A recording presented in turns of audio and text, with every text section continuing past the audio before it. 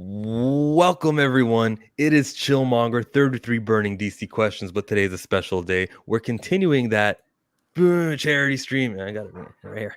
Charity stream that we're going to be raising money for Howard University, the Chadwick A. Boseman College of Fine, the Chadwick A. Boseman College of Fine Arts. And so when you see that logo pop up, probably every 3 questions, I will be reminding you guys that it is a charity stream. There's a donation link down there. And there should be one on the live chat. And if there's not, I'll check and I'll make sure that there's one on the live chat. Yesterday we raised like $40. Let's add more money to that pile of money. Question number 1 of 33 burning DC questions. Who had a better time adjusting to that modern world between Wonder Woman and Black Adam? You see, Black Adam, he got sarcasm. It took him a while, but he got the grasp of sarcasm. I don't know if Wonder Woman Diana would have gotten it. I mean, at least she's not smashing through doors. Through walls. I mean, walls. Yeah, smashing through walls. Knows how to use a door.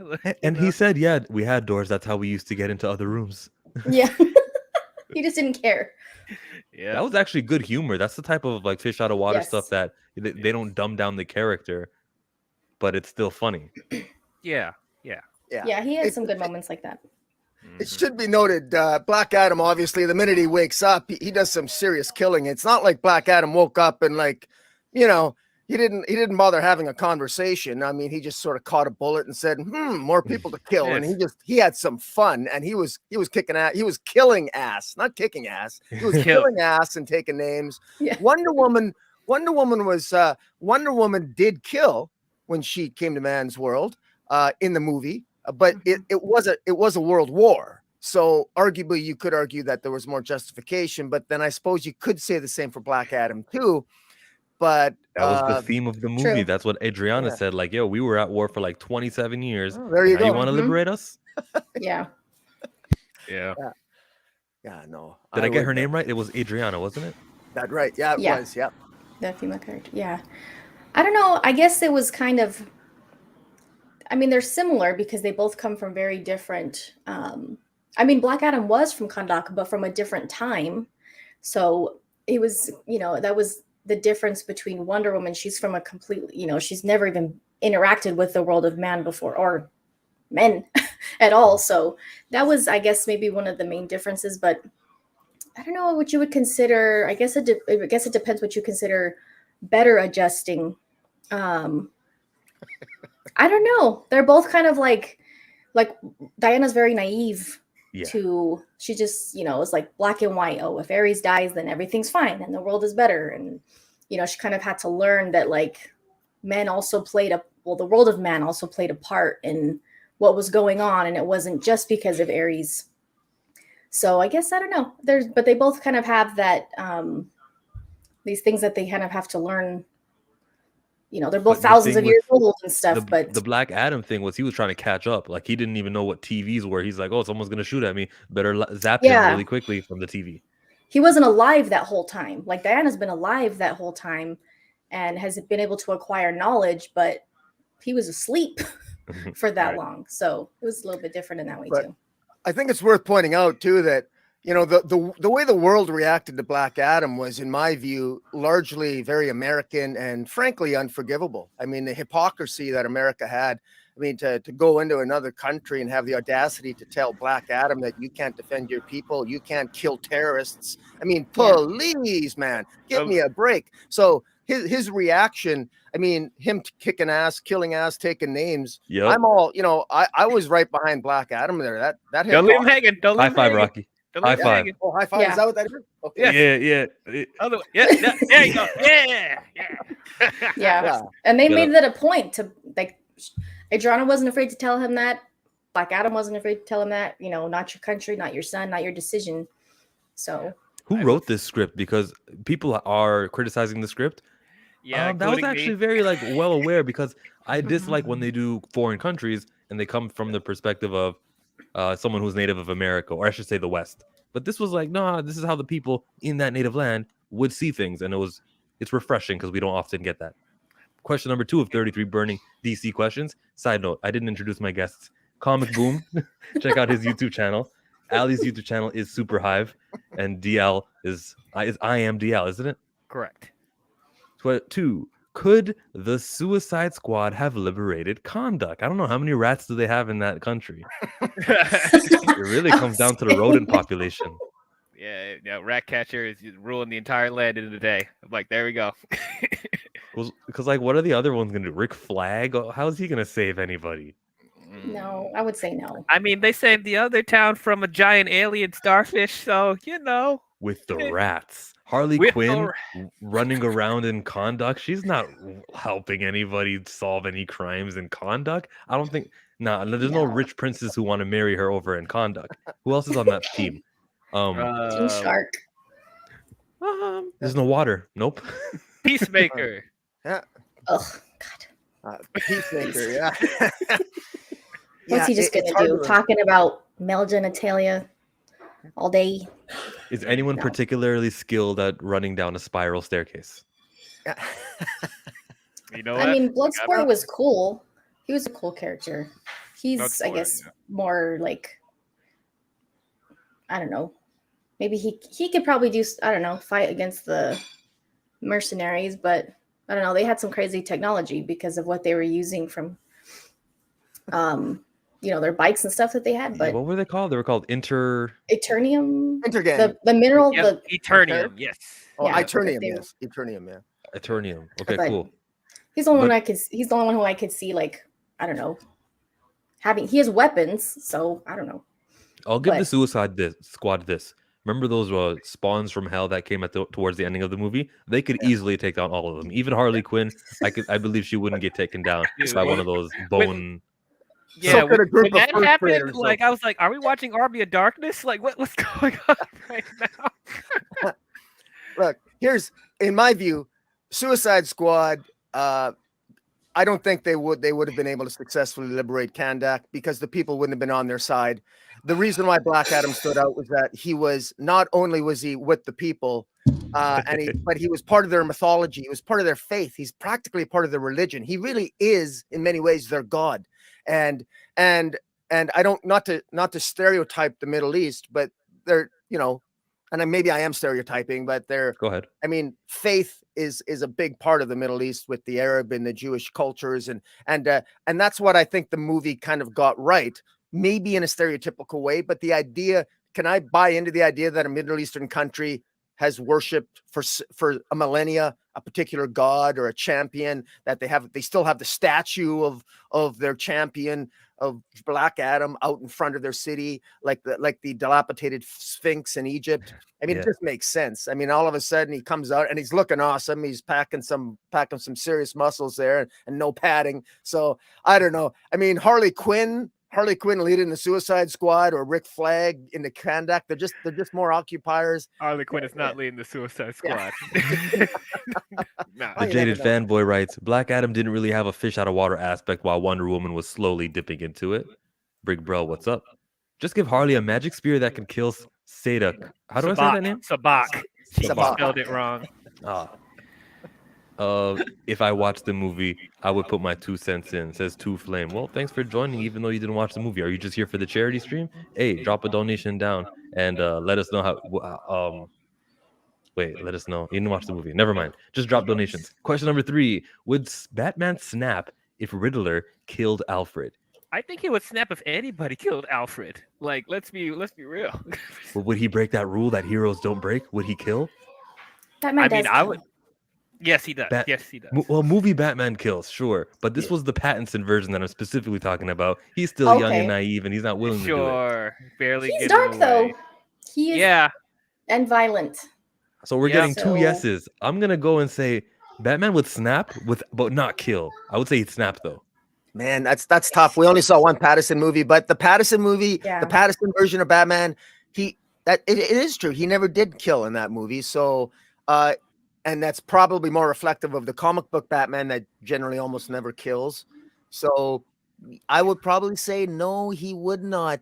He would not kill Riddler. The Pattinson Batman would not kill Riddler if Riddler killed Alfred. I would go with that. But I think it might be his first time when he wanted to, like, when he came close. Like, he might have to resist the urge. yeah. Like, to, you know, I mean, that kid asked who the fuck are you, and he's just beat him down. So he's, I mean, you know, he has violent, he's Yeah, violent. yeah, but like Pattinson, I felt like he was this close to just like wrecking somebody. Like, I end your life now. Like, Well, if, he didn't kill Maroney. I think it was the mobster Maroney in the movie. When he found out Maroney was connected to his parents' death, indirectly, he never killed him. It was actually I think it was it Catwoman that killed him? yeah, okay. Yeah. So he likes to hang out with women who kill, you know. But Oh yeah. Next question is question number 4. Which Marvel film would David Zaslaf have canceled? If he was in charge of Marvel, he's looking at that slate. Let's look. He got rid of Batwoman, right? Yeah. What are the female projects that are coming up? Or what are the secondary of a main character that is coming up? That's another way we could look at it too. Are we including shows or just movies? yeah, that's what I was gonna ask too. Which show would he cancel? She-Hulk. Yeah. He'd have got rid of She-Hulk. Yeah, that's basically what a Batwoman is to Batman. It's She-Hulk is what the Hulk is. yeah, That might just be the answer. Or the Agatha show. Probably. Oh, thank you. Oh, yes. No, I'm not. I don't care about that show at Who all. asked for that? Nobody. Yeah, I think, you know, it's funny because Zaslaf, there's a perception, and there's a perception that he's not really, that he doesn't like anything remotely woke, and I don't know if that's necessarily the case. I mean, because look, money talks. So Zaslaf would go with anything that makes money, because at a minimum, I mean, he wants to make Warner's sellable, and he wants it to be successful. But yeah, I would have to put. I'm biased against She-Hulk. I know it was breaking the fourth wall, but I actually thought the She-Hulk. I can't believe Marvel made She-Hulk. I can't believe they would do that myself. I think every time if She-Hulk is in a future Marvel movie, I'm gonna keep waiting for her to break the fourth wall and tell me that it's not real. I mean, what a strategic error, but I digress. Strategic error. I mean, it was a strategic error for MCU. I go to a superhero movies. I just bought a bunch of action figures that are behind me right now. I think it's real. Don't tell me it's not. You're gonna shatter my world. Why don't do that? Look at that. Look at the goods from Comic Boom. Look at that. Yeah, look at all that, man. Look at Hawkman. He's the best, by the way. Yeah, he was awesome. He had good acting, sure. I really like Dr. Awesome. Fate was really Dr. cool. Fate. Loved him. I loved him. For sure. Over Hawkman, though? No, not over Hawkman. Honestly, a little bit. A little bit. That's I mean, cool. I really liked Hawkman though. I thought he was great, but like Pierce Brosnan as Dr. Fate literally felt like straight out of the comics. Like He was, for me, yeah. You know, I thought That's terrific to hear because we don't often get the accuracy. I guess Yeah. Hawkman wasn't accurate, you can't say, because of he did his own like interpretation of the character, like Will Smith is Deadshot, kind of, but it worked for what he was doing. Sabak, my bad. Here comes Nal Day, who says, "What's up?" All the female projects would have been canned. See, I don't think it was a female character issue. I think it was the quality of what they were making because it was all under the old regime. Like it's, you know, what are we going to expect from them? We got Birds of Prey. We got the Suicide Squad. We got Justice League. We got all this junk. Like, what are you going to expect from Batgirl? Not much better. The directors, not anything against the directors. Like they, I'm sure, obviously had to contend with that leadership. So I'm sure, you know, he's probably just. I'm sure they were doing the best that they could with what they had, and having to be like, why is Michael Keaton in this? And we're never getting an answer. We don't understand. We don't know, but we're gonna, you know, do what we can. But I don't think it had anything to do with the fact that it was a female character. Like, do you think David Zaslaf would have wanted to put out Thor: Love and Thunder? I don't think so.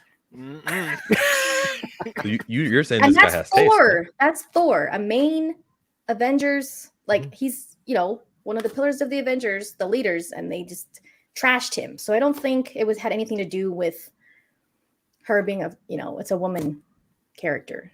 I don't think it had anything to do with that. Well, People just kind of jumped on that because she was going to have her own movie, but we don't even have an introduction for her or anything. So, and if they were originally going to make it for HBO Max and then they were like, no, we're going to put it in theaters. Probably not cinema quality, you know. Halloween ends. I don't know, but I don't think it had anything to do with her being with it being a female character. I Mhm. just think, Yeah, I I agree. don't think so. I don't think so. You're watching 33 Burning DC Questions. Today it is a charity stream. We are putting up a little bit of money, a little bit of change for a charity of the Chadwick A. Boseman College of Fine Arts. Yesterday we contributed, we got $58, and that's what we're sitting at right now. Did I share the screen properly? Yes, I did. Yep. There it is. You can contribute too if you'd like. It's where you can go. Is the PayPal link over there, down there. We'll collect. I'll take the money that we get from the Google AdSense Google. Is it called Google AdSense? Right, that's what it's called, right? Comic Boom. Yeah. Yeah. Yes. Yeah. Yeah. So all the money that this stream, so like watch the ads, you can help by doing stuff like that. But like all the money that we generate will go to that, and us as a group will donate money because we like Howard University and we like Chadwick Boseman. The next question of 33 Burning MCU Questions is at number 5. Would you add 5 minutes to Black Adam or take 5 minutes to Black Adam? Ali would add. I watched your review. Yeah, I would add. Yeah, you At hate the little least- 2-hour rule. I mean, it's stupid. It's like, why? Why? I know, because okay, you can have more screenings or whatever, but it doesn't really serve the movies that they. And like I said, in my review, Warner Bros. Wants to do this with movies that are introducing a bunch of new characters. Like, you're not going to be able to do. You don't have time. 2 hours is not enough to introduce That a many league of characters. characters. Plus, they spent so much of the time villain. on Adriana and Kareem and Samir and Amon and like all these characters' you names. I don't should have have known their names, but they were on screen for so long.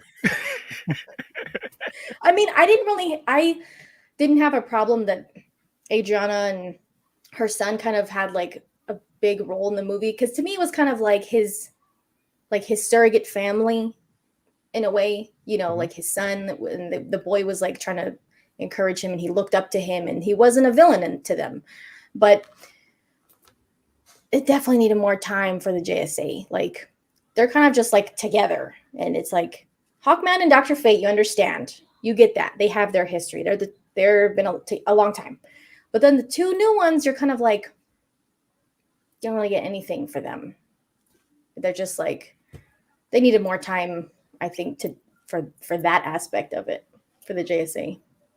I take my answer the opposite way. I'm pulling 5 minutes from the movie that we got because I didn't need to hear "Baby Come Back" like 2 times. We got that song twice. What was that? Why That- was it? Why were they playing that? I know the actor is a comedian, so they wanted to, I guess, have some comedy in there, but that took way too long. And like, I didn't know there was more words to that song after "You Can Blame It All on Me," but there was more lyrics, and I'm like, bro, we never get to that part. Usually, when a commercial hits that song, it's just like there, boom, Colgate, and then that's it. But all right, I would have pulled From 5 that minutes from the perspective, beginning. I understand. From that You perspective, can- just for the movie we got. But yeah, I would have added Cyclone and Atom-Smasher with more scenes. Sure. What do you think, Rocky? I would have done. Yeah, I would have added 5 minutes. I would have added. Although I will say though that it's the perfect tease for Hawkman. I would have liked to have got more of a tease, that because I don't think anybody knows that Hawkman has past lives. All Hawkman said is that when You Dr. need Fate to told do him he's going to that. die, all Hawkman said was, "I'm not afraid to die." Now, those of us who know Hawkman origins, we know that what he really means, little he's going to bit. come back and Mhm. reincarnate. But then I'm thinking to myself, you know what? Maybe let just plant that seed very subtly, and that way they can go in whatever direction they want for the Hawkman movie that I hope to come out. But anyways, Right. I want to quickly add that I would like to have another 5-minute scene. Actually, I just need 30 seconds, and this would be, you have the mid-credit scene with the Man of Steel, and then you have the end credit scene where, Amanda Waller walks on her balcony in New York City, and there's Shazam walks up to her and says, "Shazam, bitch," gives her a bitch slap. Fade to black. Wow. DL, adding 5 minutes or cutting 5 minutes?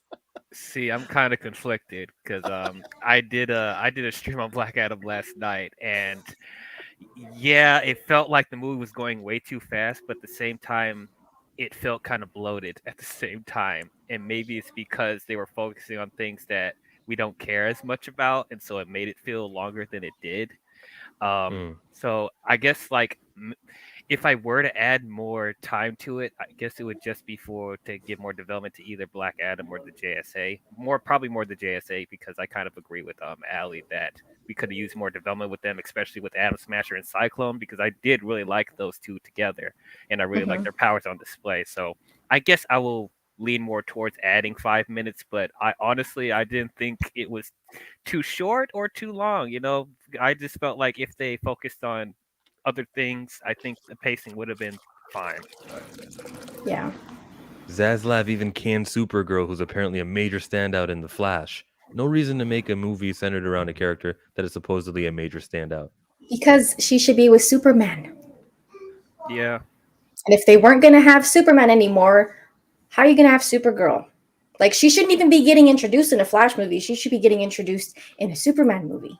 Mm-hmm. So he's probably like, how you have a Supergirl movie planned already, but you haven't had Superman in years. Of course they're not going to do it right now. I don't think they canceled that. I think they're just like, we're going to wait for this. I don't think it was just like, we're not doing it at all. It's probably just on the shelf. Yeah, nothing is canceled. It's just the pacing and the order of things have probably the hierarchy of power has changed. And I feel like they know they're the Superman company now, and they're finally waking up, and they'll be like giving us some sort of Man of Steel Man of Steel movie, excuse me. Black Guru says what's up. Big Bro says what's up. Add a scene to give some depth to Smasher and Cyclone. Yeah.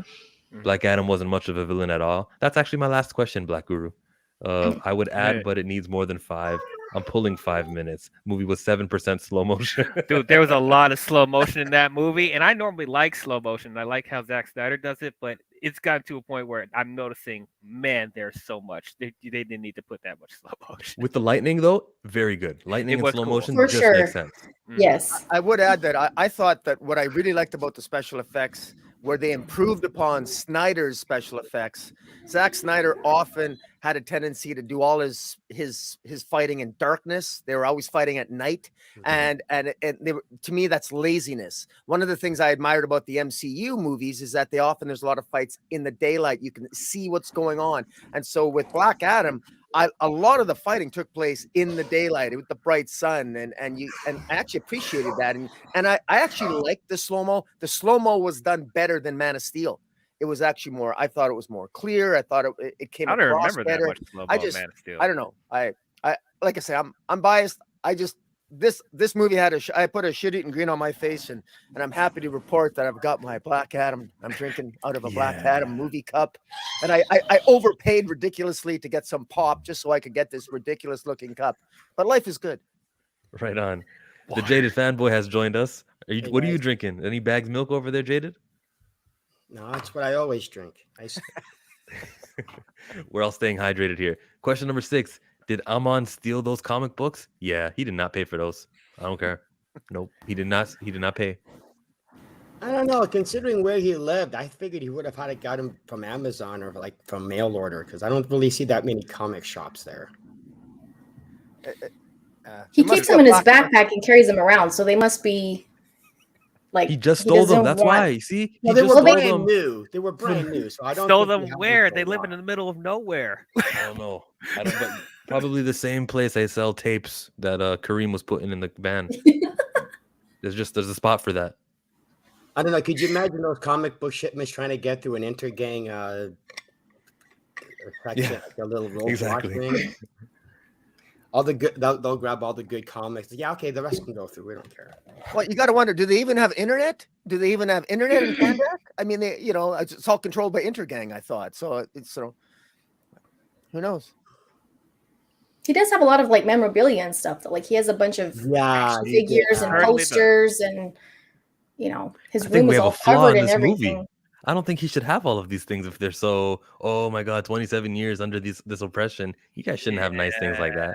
Some shiny Wonder Woman poster. Yeah, it's like if you think about it, he had all that memorabilia, but they had this really lousy, small little, analog type TV. Yeah, the television. Like the TV was like, from like the 1970s, but he had all this amazing, memorabilia gear. Oh, that's where all the money went, I guess. The money went to just helping his son have all that, cool stuff. Sacrifices parents make for their kids, It's for the audience. K-Dot is on his way to slander the MCU. Oh boy, here we K-Dot go. says, just because Amon's brown doesn't mean he stole it. He borrowed them from shelves. Yeah, when he's Okay. done reading them, we'll bring them back. What What's I going used on, to do. Perp? I watched Perp Minded's review of this movie, and he's like, he easily kills 100 people. And this was before I seen it, because I know he doesn't spoil, right? So I'm like, okay, interesting. I watched the movie. He killed like 100 people. There was so much The death. body there. count is high. Oh. It was glorious. It was almost rated R. Question number 7: the weakest Avenger versus the weakest Justice Leaguer or Justice Societer. Okay, a Marvel hero, a DC hero. Who would win this? I think From the Hawkeye's movies? the weakest. From the Yeah. movies? Movies, yeah. So who is the weakest? Let's establish Yeah. that. Oh, Black Widow by far. Not weaker than Hawkeye. Hawkeye. No, Hawkeye actually has weapons, whereas all she does is have those little stingers. She and has mark- guns sometimes. And she She does the uses leg guns. scissors You know, takedown. that's the weird thing. I only ever saw her use the gun in the first Avengers movie because after that, she ended up they gave her the stingers, right? Mm-hmm. I think she also had a gun in Winter Soldier. Yes, she Yeah. did. Oh, Yep. she did. Oh, okay, Mhm. I didn't remember that. When they find out that it's Bucky, she's shooting. Oh yes, that's right. Because under the bridge, she's firing. I Yep. remember. Yeah, that's right. Oh, listen, Hawkeye, like Kate Bishop, Hawkeye is definitely weaker than Clint, right? Yes. So let's go with Hawkeye. The Kate version is the weakest from the MCU side. Okay. From the Justice League side, I don't know. It's Harley hard- Quinn. they're all godlike It's not characters. part of the Justice League. She's not. Who? You're right. She's not. I said Harley, Harley Quinn. Quinn. But she wouldn't count. No, I was just thinking of someone without powers, but they're considered a hero. Batman. Batman. Batman? Yeah, the weakest Justice Leaguer is gonna have to be Batman by far. he's the Like, only regular human. Or unless Yeah. you, if The you want to Flash, count. though, the Flash isn't a fighter. The Flash is the most inexperienced, and so That's true. you but know, he's I also think the with a most little bit of planning, powerful. He He's could get also the away, most though. Powerful. I mean, He can stop time. He could avoid Kate Bishop's arrows. That's Black. kind of I- a difficult I one. I think don't know. Flash is a little. Chill, he you might are have an so lucky I woke up in time. Listen, we were giving DC a lot of credit. This is like the first time I mentioned Marvel. It's they're winning. Like Batman would whip Kate Bishop's butt. That's what I was gonna say. Batman would Batman beat would- almost any Avenger. Yep. So I don't I know. don't know because if you're gonna go along the lines of Hawkeye, there's been times where Batman's gone after Green Arrow and they've usually had like draws and stuff because of, again, Green Arrow has the distance. So Mhm. with True. Hawkeye would have the distance. Once Batman started trying to close the gap, Hawkeye would go, okay, fine, just jump away and just try and get away, and then just constantly attack from distance. He's got batarangs though. Right, but again, Batarang. I got that concede belt. DC wins this battle. Atom-Smasher versus Hawkeye. I don't know about that one. Hawkeye might win that one. I mean, he Well- beat Wanda. wouldn't it be Atom-Smasher versus Scott Lang, or What's going on, Cole? Welcome to the Yeah, show. they're the two similar characters. Cole, hello? Mhm. I will add him in a second. Just let me know in the private chat when you are ready. Perp is going to join soon. Cool. Kate Bishop says she's defeated. Wait, Kate Bishop defeated juiced up Kingpin. You sure about that? Oh, That was a yeah. flaw in the writing, my friend. No, I think the writing was fine. Kingpin did get beat up by a sidekick. Yeah. Cyborg, all like you have the to do is same hack his thing. suit. The same He's- Kingpin that took on, How are you gonna hack his suit? car- It's not a suit; it's his body. Yeah, it's all organic. Number 8. Ow. When No, did Hawaiian Amanda t-shirt, Waller Hawaiian and t-shirt, Superman Hawaiian become t-shirt. friends? The loudness don't- of the Hawaiian T-shirt absorbed all of the energy. That's- Yeah, right. Question 8, Jaded Fanboy. Amanda Waller and Superman became friends? Huh? They No. never did. She said when she can If ask you even people can, from other I'm gonna planets. call It's a in favor. Wanda says, "I'll just call in a favor." So it's not Yeah, like it doesn't they're mean they're friends. They just. I you don't know. see No. Waller having that many friends, especially. She any that talks say crap hello. to Carter. Yeah. So Doesn't like anybody. I don't even think she likes her own Eh, daughter. If you remember in Suicide Squad 2016, and I don't try to remember that movie. Remember, Batman was literally meeting up with Waller just to get some information about the Justice League and stuff. So, if it kind of does make sense that Superman is taking in her request, But I wish in post credit scene he just popped up instead of having Amanda Waller say, "Hey, go deal with this." Like he should have popped up and said, "I seen you. Let's talk." Big Bro says, yeah, they're not friends. I see Amanda Waller looking at everybody as, are you an asset or are you not? Like even Right. with her own daughter, Yeah. she really only viewed her daughter as an asset. Once she was, if her daughter wasn't going to do what she wanted, then she was like, yeah, you can do whatever you want. I don't care.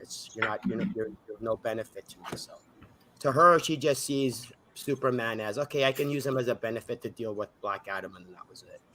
Yeah, I generally agree with that. I mean, if you've watched all the DC movies, the Amanda Waller is, frankly, she's probably got a deeper psychosis than even Harley Quinn does. I mean, the woman is psychotic on multiple levels, but she's one of those things that the U.S. government keeps around because she is kind of useful at times. Let's face it, and she makes the tough decisions, and there's plausible deniability. They can blame her. Her and Superman are not friends. I see Superman showing up at the end of that movie. Superman was very friendly to Black Adam. I don't want to give spoilers here, but I mean, No, you're fine. It wasn't an adversarial conversation. Superman, it wasn't confrontational. No, it wasn't at all. Superman was just, actually, Superman and Black Adam kind of have a lot in common. It's like, you're not the only person that's made this world nervous before Black Adam. There's been me, there's been General Zod. I mean, I'm just here to try to get a handle, try to figure out if you're real or if you're sincere. So it makes a total amount of sense that, these are all relationships of convenience and necessity, but they're not necessarily these people are not going to be having Thanksgiving dinner together. Can we take a moment and appreciate Viola Davis as Amanda Waller? Sure, let's take that moment. Oh, heck yeah. Perfect casting. yeah. Perfect. Wait, are we have Task Force X, and we're sending forces from another planet. That's all she does. I'm still she says it beautifully. Beautifully. Says it I'm beautifully. still used to the Justice League, the animated Amanda Waller, but she's viable. She's good. Cyborg's suit probably be hacked because Superman messed up his suit in Justice League. It's not a suit. It's not a suit. That's his body. It's apocalyptic. Number 9. Would Cyborg's dad be disappointed if he said "Booyah"? Who cares? No, he wouldn't. Catchphrase. You're a superhero. He'd be like, "Yeah, sure, Booyah. Yeah, okay, that's what's up. All right." As a superhero, you don't need a catchphrase. Superman, he says "up, up, and away," right? No, he doesn't. Thank you. Look, He hasn't said up and away in over 50 years. look. Just because he stopped saying it for a while does not mean it's not his catchphrase. Yeah, if I nobody's still ever hear it heard when he looks- about it. Freak DC for taking away that awesome catchphrase. Amazing. Up, Yeah. up, and away. Come I on. haven't listened to it since I was 5.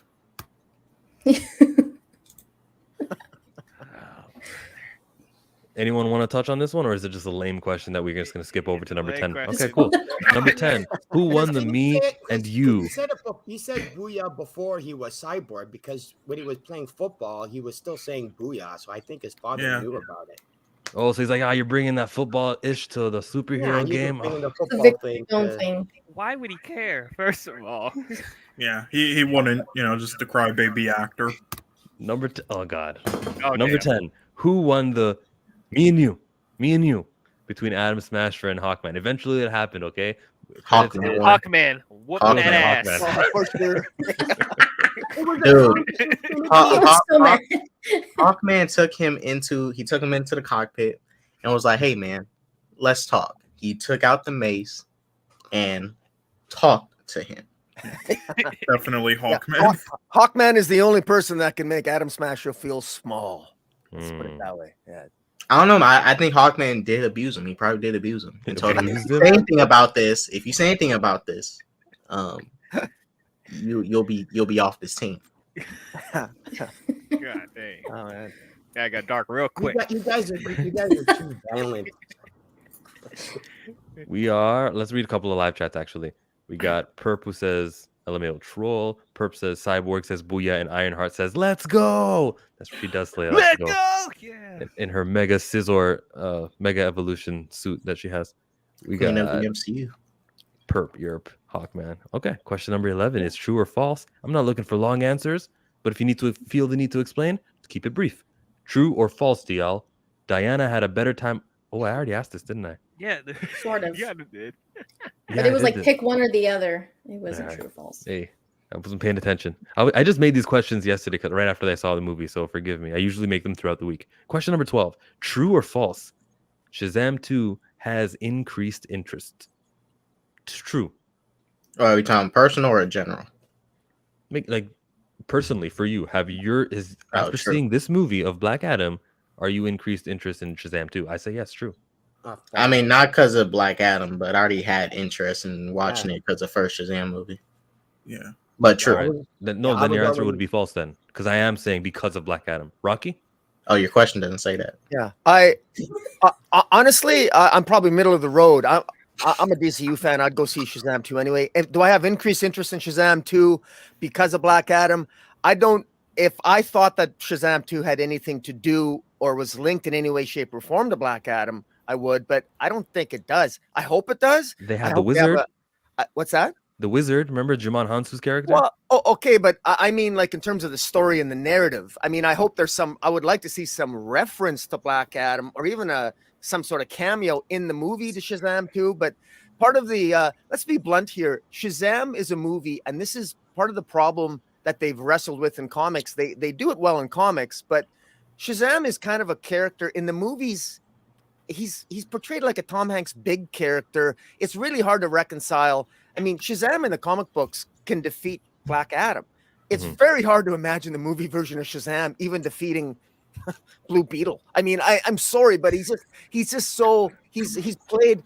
There's no he agree though. Have the wisdom of Solomon, and he comes up and he still has the stupidity of a 10-year-old, and that's it's goofy. It's missing something in the Shazam movies, and I'm being harsh. I hope they change that because I know Billy Batson's older in Shazam too. He looks older, and I hope that Shazam is more wise and just shows some more intelligence in the movie, because at some point they got to make him give him more gravitas, because at some point Shazam is going to be battling Black Adam at some point, because that's the more appropriate battle. Yes, I want Superman in there too, but there's got to have Shazam there too. I kind of agree, because he cannot. There in no way could he become the Tom Holland of the MCU. Yeah, he cannot be that, because each movie I want him to mature. Hopefully. Yeah, you bring up a good point though. When he's Shazam, he should be like kind of a different. I don't want to say different person, but he shouldn't be the teenager still. He should be more mature.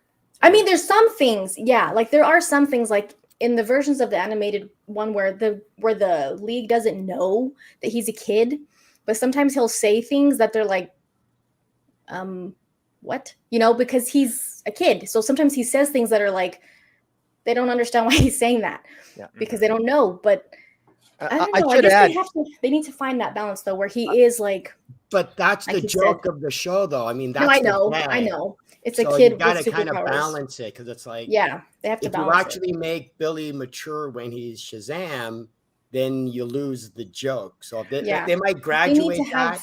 They might graduate that in the second one. Like they might go, okay, that worked for the first one, and the second one we're gonna make it that he's actually, a little more. More I mean, my thing about it though, I don't know if I'm the only one that feels this way, but like it feels like Billy Batson, he's just a regular kid. He seems to be cooler than when he's actually Shazam. It feels like Zachary Levi's playing it up a little too much. I said that and it's like, years that's ago. not how he acts as a kid. Why is he acting so goofy right now? But that's true. That's true. I just give an example of the difference between how like the wisdom of Solomon is the S of Shazam, and in Black Adam, I forget which Egyptian god bestows wisdom on Black Adam. If you want to know where the wisdom and intelligence of Black Adam came into effect, it's when he immediately appeared. A lot of people are wondering, how does Black Adam know how to speak English? When he first appeared in the movie, when he got his Egyptian, within 2 or 3 minutes, he knew how to speak English. And people are saying, well, that's bad writing. No, it's not. Wisdom of Solomon. Right now, it's a different god. Right. There's a an difference Egyptian god. between wisdom and intelligence. That bumps up my rating of this film. You just made it better. Well, no, My I'm husband saying- told me the same I'm thing. gonna have to challenge that. You can't hear 2 or 3 sentences and then suddenly be an expert. No, and you fluent in can't, the jaded language. fanboy. But if you had You the don't have the wisdom of wisdom of Solomon, God. Sorry, that was plot. I mean, to be convenience. I play mean, devil's advocate, I kind of see they could have like took a couple of sentences to explain that, just for the general audience that doesn't know that detail. It's but- headcanon. As a comic Headcanon. in my head canon, that's what I'm doing. All right. Even if it's head canon, they did shed it. Black Adam and Shazam still have similar powers. Mhm. He has the wisdom of Solomon. Now we didn't see Billy talking to different people with different languages in the first movie, but he has the abilities, just like Black Adam, to adapt and do all these other things. They're just from different gods. Yeah. We Like got- in Wonder Woman, they explain, like he asked her, how do you speak English so well? And she's like, speak hundreds of languages, So they addressed it in Wonder Woman, but I guess, well, like I said, it's Well, still to be different fair, with Black Adam they are Greek. To be fair, they are from Greek. mythology. Yeah, I know, but I mean, yes. well, reasons because they have English in their culture. Like they do, some of them do speak English in that culture. Big Bro No, says it's I know. true. Tony says it's true. Bro says, yeah. well, I guess that you're saying false for the second question. Then I think Black Adam might be in a post-credit scene for Shazam 2. They've got. I want him to be in the third act, bro. But I guess not. We would probably know if that'd be a that was little happening.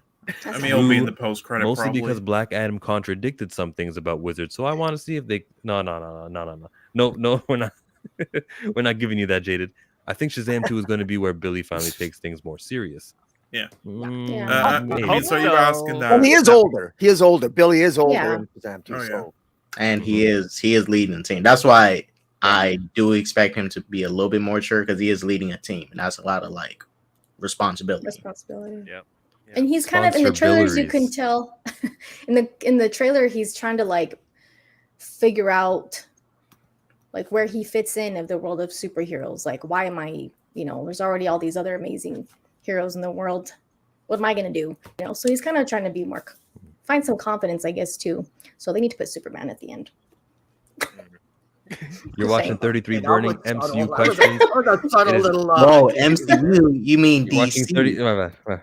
You're watching 33 Yeah. burning Chill. DC EU questions. It is a charity stream. We're putting up money for Howard University, and so far, collectively as a group, including today's stream and yesterday's stream, we've collectively have gotten it up to 65 Canadian dollars. That's about $3 United States. Just kidding. It's very generous for everyone who's contributed to this fund. Thank you, and we're gonna continue the show with a special guest, Perp Minded. Welcome to the show. Yerp. Question number 13: True or false, Perp? The hierarchy of power in the DC universe has changed. Yes. I would say, Slightly. True. they got some power scaling going down. You got Superman, now it's Black Adam, and probably Wonder Woman and Dr. Fate underneath that. So Hey, the Justice Society. If the Justice League ever act up, we have a society who can deal with them. Oh, You got 3 guys. You got 3 people. You got Hawkman and 2 kids. Who are they going to deal against? I mean, they can Hawkman bring has back Dr. Fate's Got a helmet. better yeah, chance. they could bring another doctor. They could bring another Dr. Fate later on if they want. Yeah. No, because not only is he dead, the mask is gone. But there's different people that had the Dr. Fate mantle though. I know, but I'm saying in the DC universe, we don't know how they're going to actually apply how the Mask of Naboo is even going to work. Oh, they can do it. Oh, There's no, many I ways. agree that they can, but we Yeah. just don't know yet, right? Right. Yeah. The question is, has the hierarchy changed? I say true. K-Dot says I mean, look, in all honesty, false. I mean, if we're talking look, Damn. if we, yes, Superman's back. I expected a little bit more stuff, but the hierarchy of power doesn't change until the Flash movie reboot. The big shifts, the Flash movie is doing a reboot. Black Adam isn't doing no big thing like a reboot. All it did was bring back Superman, and it introduced Dwayne as Black Adam in JSA. Cool, but that's not that big, I just think it's a great tagline though. To promote. Yeah, I like it. I like Superman it. coming back It's is about to huge. change. Yeah, that's a big deal. That's a big deal. Yeah. I mean, He was it's not, never going to come back. I mean, that's it. Well, for me, it's not that huge. Like the Flash rebooting a universe is bigger than Superman coming back. You know, Not in a good way. I mean, theoretically, we don't know yet. Let's give it a chance. I mean, theoretically, the hierarchy should have changed when Shazam came on the scene, because he's supposed to have the same power as Black Adam, but Shazam is kind of a joke because Superman joins him at school while he's having lunch. So I mean, Superman's you don't think of a torso hierarchy. joined. What's that? Superman's torso joined him at lunch. Oh, yeah, torso. That's right. But I mean, if we're looking at it in terms of players, Black Adam is now a new player. So if you think in terms of a hierarchy of players, I would say in that respect it's changed, because I think it's lowered some people off the board. And what I love about it is Black Adam has a weakness. His weakness is Eternium. Superman's weakness is kryptonite. Plus, Superman has a vulnerability to magic. So this is something that can be explored in the future movies if there is going to be some battles there. I just think there's so many interesting questions. So you could really argue that the hierarchy has been impacted. How it's been affected, we'll have to wait for future movies. Mm-hmm. Yeah. After Black Adam, false. Damn, that hurts. Hey, Zach is in the building. What's going on, Zach? He says, in terms of... One second. I froze. In terms of power set, sure, but Black Adam fell on par with most of the DCEU for me. Yeah, are we talking about film quality or powers of the heroes or villains? That's the question. Let's be specific. What does hierarchy of power mean? I just meant like the powers. Yeah, I think it was all true then. Actual power. I look at it as like Rock just saying, like, I'm coming to shake things up, and Black Adam definitely is shaking things up because, you know, nobody can really stop him at this point besides like probably Superman and Shazam, which that's probably going to be Shazam 3. Yeah, he's the head of the table, baby. Question 14. True or you like that, didn't you? Yeah. Now what you did there. Man of Steel is a good title. I would say false. It's a Superman movie, the most recognizable IP that there is out there. You better have Superman in that title. So I would say false. Cole says false. Okay. Ali, you're looking left and right. Well, I love that movie, so I'm going to say true. The title. Objectively speaking, the title. Well, see, that's a true. I don't know. I've never thought it was a bad title. Okay. But I've never been asked, so I don't know. I mean, I can understand how you would want Superman in the title of the movie, like the name Superman. But I don't think that makes it a bad title. I don't know. Okay, well, is it a good title? That's how you know. Yeah. Okay. So every Superman movie has to have Superman in the title? Yes. Spider-Man No Way Home, Homecoming. I think Man of Steel is more familiar than, like, imagine if Black Adam was named the Man in Black. People thought you were watching a Johnny Cash movie or some shit. Like, if you want to compare it to Black Adam, sure, a Man of Steel is a much more recognizable. name. Let me argue this. Let me argue this then. What's everybody's favorite Batman movie? Before The Dark Knight. Yep. No. That's a good point, though. But people know who the Dark Knight is. Though. Like, people know who the Man. Yeah. But it was the first movie was called Batman Begins. Remember? Batman Begins. Yeah, that's why I see Chill's point. Okay. True. It is a good title, but if Man of Steel was a sequel to a Superman movie, like, you know, Superman, Man of Tomorrow, and it was a sequel like Man of Steel. Though I think Man of Steel fit for this movie because he wasn't formally Superman till like later on in the movie. They only said his name once, but he wasn't even fully encapsulating the character of Superman yet. This felt like the beginnings of his story, so that's why I felt like it worked. And Man of Steel, that's recognizable enough that people know, oh, they're talking about Superman. That's one of his like nicknames or personas. I disagree that it is that recognizable, especially when Superman is Superman. I mean, I get you. I would have liked it if it was called Superman. I would have been okay. Now there's talks about a sequel to his movie, and like Henry Cavill will star in another movie. Would you prefer that one to be called maybe Man of Steel 2 or Superman? No, called Superman. Superman, Man of Tomorrow or something. It's gotta have man. Did anybody not know that Man of Steel was a Superman movie?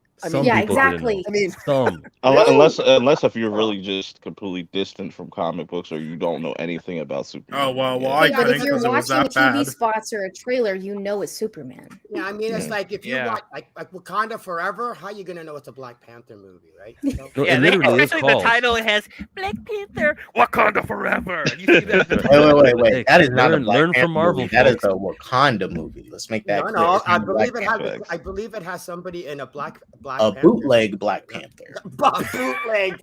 A bootleg. Don't nobody want shooty trash. That's Got the it. whack fan. The bench player. The whack. Shooty. Recast T'Challa. I know Ali disagrees Absolutely. with that. Ali, how much more time do you have? How many more questions are we going to give you? I can maybe do one more. I don't necessarily disagree with that. Okay, I just think I answer understand first. why they didn't. Hawkman is a bigger Boy Scout. Okay. True or false, Ali? Hawkman is a this bigger is Boy true. Scout than Superman from this movie. Bigger? This is true. Oh. Well, yeah, because Henry Cavill's Superman is not the Boy Scout, We're 50s used to it. version of the character. So I would say true. I like Hawkman. I think he's cool. I mean, in the Avenger movies and everything. I don't know. I don't know if I get a Boy Scout like thing from Hawkman either. Maybe in his series more, but not the movies. I don't know. I would have to say, I don't know. That's a weird question. I don't really find them comparable. They're all characters weird in any questions, way. babe. We're like number 15. Were any of them normal? Was there any I sense in the know. question where I asked about Cyborg's dad? If we're Wait, going based off of live action only, then like the DCEU, then I guess I would say true because I don't really see Henry Cavill's Superman like that. But I don't necessarily Hawkman. Are you comparing because of Hawkman having the no kill rule thing? Yeah, the no kill Okay. rule, the Then, Amanda yeah, true. Waller's agent. They were both like Boy Scouts, except the bigger Boy Scout I thought was when Superman What? came out to the end. Hawkman is like, Superman killed somebody, so true. yeah. Oh. Hawkman, I don't know. He's like super black and white about it. Like well, I guess until the end when he's like, kick his ass, but he's really like there's only heroes and villains. Yeah. So, but at the same time, he's not like corny. You know what I mean? And I feel like when people say the Boy Scout Superman, it's kind of like a corny version of Superman. So, but I do feel like he's just like, yeah, he's very he's very like heroes don't kill and stuff like that. So I guess he's a little bit more in that aspect. But he's got a temper. But, He's got yes, that's what I mean. He's still And like he's hard, cocky. like So he's still my like a tough. interpretation- My interpretation of Boy Scout is somebody. A Boy Scout doesn't have a temper. Hawkman, even in the movie, I'll grant you, he's actually more. He's more hot tempered in the comics, and in the comics, he's certainly not afraid to kill from time to time. But in the movie, he doesn't kill. So in that respect, he shares that with Superman. Well, actually, I should watch that because Superman technically killed Zod. Actually, that's another topic talking about lethal force. There's a hypocrisy in this Black Adam movie that blows my mind. But in any event, Hawkman is hot tempered. I love the fact he gets angry, he gets upset. Yeah, I don't think of a Boy Scout when I think of Hawkman. And me neither. Go buy the action figure. He doesn't look like a Boy Scout to me. That's what I mean. I don't really get that from Show it either off? one of them. Well, I just dropped the wing. Now I just pissed him off. Yeah, I don't really get that from either of them. Wait, all right, chill. If you're talking the aspect of them having like rules and morals and stuff, I would give it more to Hawkman than Superman. So He's a lot more True. experienced though, too. Most likely, but I don't You're know. giving way too much thought on it. She's like, it's my last question. I gotta nail this. I have a could I ask like a Oh, wait, little before you add on this Go ahead. perp, 1 second. Super Hive, appreciate you for coming. Let the people know who you are, where they can find you, because you're running Yes, off to thank you. Rhea's channel right now, right? Yeah. Yes, thank you guys for having me on. First time chatting with you guys, so thank you. I appreciate it. YouTube channel Super Hive, Twitter Super Hive DC. Yeah, so thank you guys so much. This was fun. Thanks. You were saying perp? No, I was saying like could I like throw in like a bonus question? Like who do y'all see playing Hawk Girl? Ooh. they better find a You better get a black or Egyptian actress. I'll tell you that. I don't know. Nah, I don't See, think I see things Zazie differently. Beetz. I see things like what's Zazie Beetz. Nah, she was Domino though. Can they really do that? You Yeah. can't double up. What You about can't do Nah. both. I just go steal Lupita. Go Yeah, steal because Lupita real quick. you What can't about play Human Sophia? Torch and then play Captain America. Yeah, you can't do that. They're not gonna let them do that.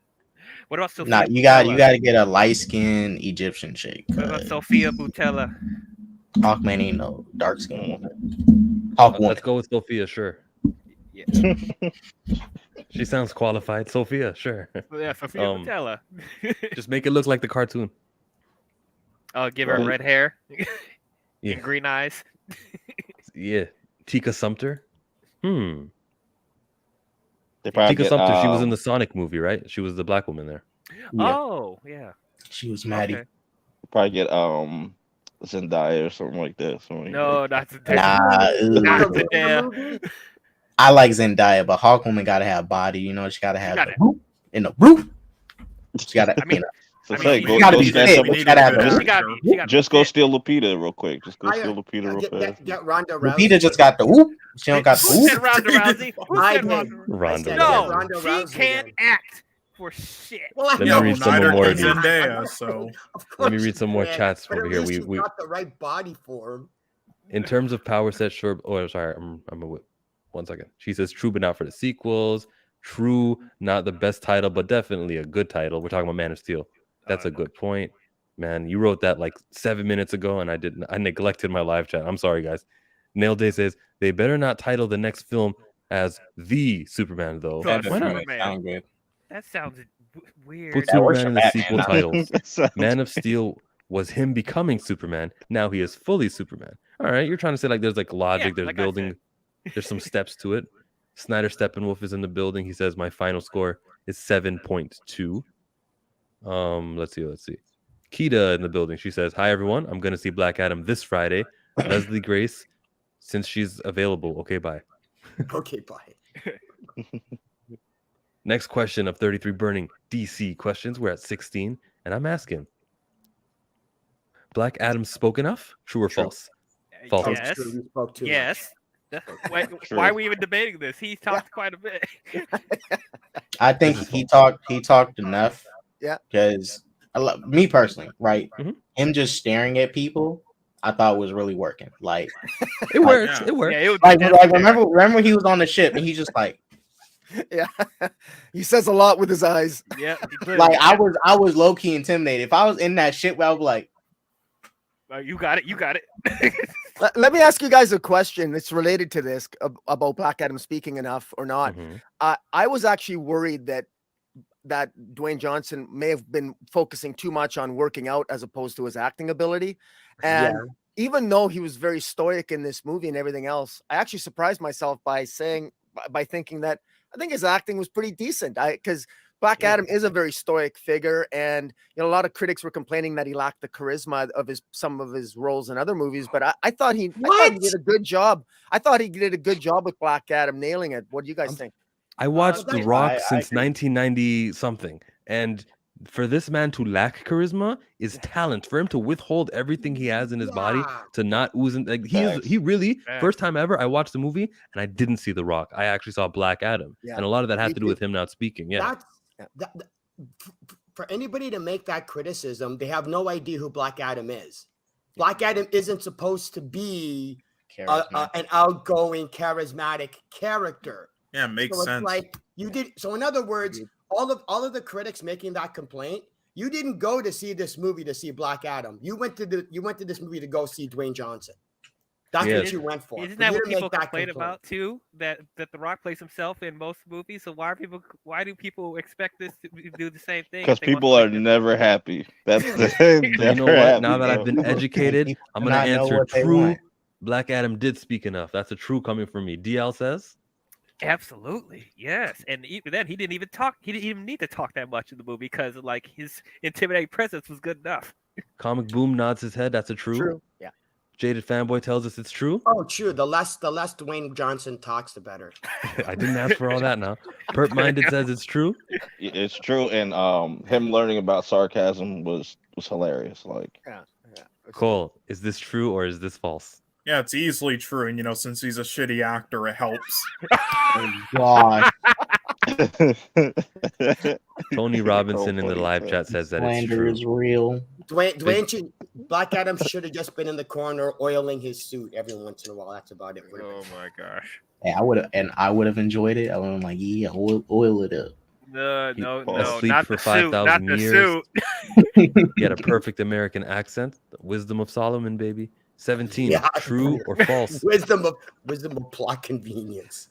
The Justice Society are better peacemakers than Peacemaker. Oh, I see what you did there, Yes. bars. Yeah. Yes. I mean, to an extent, like, all right, Hawkman, true. Well, true, but Hawkman bringing someone like Atom-Smasher on the team who destroyed that statue. Yeah, he got knocked into it, but he did destroy it when he got up and didn't like be careful about it. So yeah, they're still better. They just did a little property damage. Little property damage. Yeah, a little bit. I think they just went through a building, they messed up a couple cars, and that's it. Most of the fight was in the sky. I mean, Peacemaker was getting rid of racists, so I think that's pretty, keeping the peace. That is important. I mean, he also kills men, women, and children to get peace. So, like, let's just keep that in mind. I'm gonna give it to Peacemaker for killing racists. Now that you put it that way, you know what? They wouldn't. The heroes from the JSA or the JS, they never said A, but the heroes from Justice Society, man, they were saving the oppressors. Don't kill him. We got to keep him alive. That's true. Over and over again. That is not peacemaking. Well, I really don't see Hawkman, sucking a beach full of dicks if it's necessary for peace. So that is true. Very true. Yes, that's true. Yeah, and look, personally, I was with Black Adam. Like, man, freak these oppressors, man. What you talking about, Hawkman? You tight, but freak these oppressors. So everyone goes with Peacemaker, right? Oh hell no! I know. No. Yeah, I mean, I'll have to go with Peacemaker because less property damage. The Justice Society did cause more property damage in a country that wasn't their own. So, okay, but hold on. Are you saying that's implying that Peacemaker wouldn't do property damage if he needed to? I mean, if he needed to, okay, then he can't do much. He can't do much of it, anyways. What do you mean he can't do much? He's just a man. He can put explosives anywhere. He has all those weapons. I mean, it's. What, you think can he do as much though? Well, right. course. Look at the Peacemaker show. The only thing he blew up was the barn, but that's because the cow was under it and they was trying to kill the cow. But let's be honest, just because he doesn't do property damage doesn't mean he's better at giving peace. Like, there's so many other factors to giving peace other than property damage. No, but Peacemaker explained in the show when he went off on Batman. He said Batman's a pussy. If you kill all your enemies, there's no. Yeah, so Black Adam doubled down with that. So in other words, peace through superior firepower. That's the peace. Yeah, if you kill everyone, then there's silence. It's peaceful. Right. Yeah. That's how you get peace through superior firepower. Okay. Just murder everybody and it's fine. You guys are watching 30. By the way, Canadian, American. Just to let you know, just Look, I'm not cliche American, all right. Establish that. Oh, welcome to the stream. If you're just joining in, it is a weekend-long contribution to the Chadwick A. Boseman College of Fine Arts in Howard University. It's a charity stream collectively so far. Using that PayPal link that you see on the side of your channel of the live chat, we've made $76.41 Canadian. I gotta stop stuttering over my words like that. But thank you everyone for adding more and more to this stream. Should I say it? $100 goal? Dare I say so? If you feel like now you jinxed it. Yeah, well, you can do it, or it'll be 200. You never know. But let me know, guys. All the money, even from the ad revenue. So if you're watching this on the replay, stop and watch the ads, and then we'll get that money up into the Howard University. Question number 17 or 18. We're at true or false. Zaslaf is doing well. I'm gonna answer for Super Hive, and I'm gonna say true. We both say true. DL? I'm with you. True. Okay. He's making those hard decisions that need to be made. He's cleaning up the mess. He's trying to make everything coherent, and he's trying to forge out a plan. We don't see 100% what the plan is yet, but we at least know he's trying to get things in order first. In order to do that, he has to make decisions that people aren't going to like. So yes. Comic boom. I've heard different things, and I admit that some of what I heard might just be fake news. So I'll just say this: that I've on the one hand, I've heard that Zaslaf is just he's trying to make Warner Brothers look more lucrative financially for a potential buyout to another potential buyer. On the other hand, I personally didn't lose sleep when Batgirl was canceled. I like where the direction is headed, but I actually openly wonder. I mean, we all feel good right now because I feel good right now because Dwayne Johnson, his passion. It's Dwayne Johnson who has single-handedly created more passion for the DC cinematic universe. I credit Dwayne Johnson, not anything that Zaslaf has done. Look, a lot of people are happy that Zaslav's come in, and there's a lot of people who make it their mission on their YouTube channels to, be really great whenever woke stuff is destroyed. But I mean, the reality is that, is it going to really? I mean, I don't know. In and of itself, just wiping the plate clean of the CW, wiping the plate clean, the Zaslav axe, which is more powerful than Thor's hammer.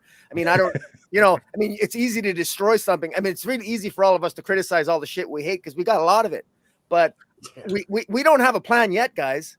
We got Dwayne Johnson. Henry Cavill just filmed that end credit scene in September, mid-September. He wasn't even on board until late. So there isn't even a plan yet. Man of Steel 2 hasn't even been written yet. I mean, we talk about a plan, so nothing is written in stone yet. I think Zaslaf is just sitting there counting his money, hoping that Black Adam has a really good first weekend here. Is he doing well? I hate to take the middle ground as a typical Canadian. I'm going to go down the middle and say, I don't know. Jaded fanboy, you're not a typical Canadian. Is Zaslaf doing well? I don't. There's not enough. Not enough has happened to be even to fairly justify that question yet. Sorry. We got to go to the Americans. No, it's too early. Let's get down. I mean, you already went to all an y'all American. Canadians? I'm an American. Okay. Where? Cole, you're American. Cole, you're Canadian, right? Did you just almost call me American? Sorry, I'll never disgrace you again. Like that. Here, let's add an American to the panel. What's going on, Jamie? Welcome to the show. What up?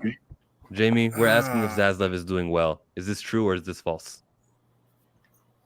I would say get him out of there and replace him with Dwayne Johnson. Oh, dang. Dwayne Johnson. Yeah, honestly, I'd take That's Dwayne probably Johnson. a goal right there. He's probably going to try to be like the new Kevin I don't Feige. think you guys want that. I want that. I want that. No, Look, you know what you're asking for. All right. So I'm gonna have to go right now. I'm gonna have to go with false. Right. I was down with Zaslaf when he wanted more Superman. Obviously, I'm down with that. But like, that's the only thing I'm really vibing with him on. Like, that's a big thing. Yeah, which it is. It is big. It is big. I can agree with him on that. And he wants to make the DC. He wants to push the DC like the MCU with his plan that he just thought of on the spot. He thought of that on the spot when he went into investor thing. Let's make it like the MCU. But Zaslaf has been doing nothing but canceling. I haven't seen no producing of anything or stuff going into production. Like all the stuff that DC stuff that went in production now was already going into production. Joker 2, the Batman 2, all that stuff was already in production when he came in. So until 2024 comes, that's when we can hopefully see him finally start releasing stuff under his name. But at this moment, only thing he's known for is canceling a movie that's halfway done. Like that is nothing for me personally. That's nothing to be proud about. You canceled a movie that's like halfway done. I will give him credit for the Henry Cavill stuff. I heard Rock say in an interview that the old regime wasn't having it. And I think Super Hive also saw the same interview, the amount of time she was saying old regime. But yes, I think that it is definitely a Zaslaf thing that we got Superman back, Henry Cavill. Okay, he only got him for a cameo. That's all. As far as we know, it was a cameo that led to the future. You don't think that he just did that scene? They did sign a new contract, I believe. Oh, okay. Now imagine if The Rock was a part of the MCU. You think they would have got the recast of Charles? Like, you know what I'm saying? Like The Rock would have got that done. What? Oh, yeah, of course, because The Rock would have got that done. I know he would have like, yo, Kevin, you gotta, you know what I'm saying? I mean, if Rock Studio was tied to Wakanda Forever, then maybe. Dude, I think Rock only got so much pull because his studio was literally part of making this movie too. Look, I'm team recast T'Challa. Don't use him though. No, absolutely not. Please no. Why? He's a great actor. Elvis Hodge. What do you mean? He is not a great actor as much as I enjoy him. Look, I do not want to see the Rock him. as T'Challa would be amazing. No. No, I'm Yeah, not it saying was bad. don't put the Rock as T'Challa, but I'm just saying like if he was over there in Marvel and it just like had some say so with Kevin, he's like, yo, we got to make this happen. This is what the people want. Oh, you think he would have enough power to say you need to recast T'Challa? Dwayne wouldn't even be able to get an appointment with Kevin. You get the robot, but I would say Zaslaf is not doing well right now, but he's playing more so the long game. Like he's betting on the future. Like he's making all these changes now. They might not look good, but in the long run, it might work out. So.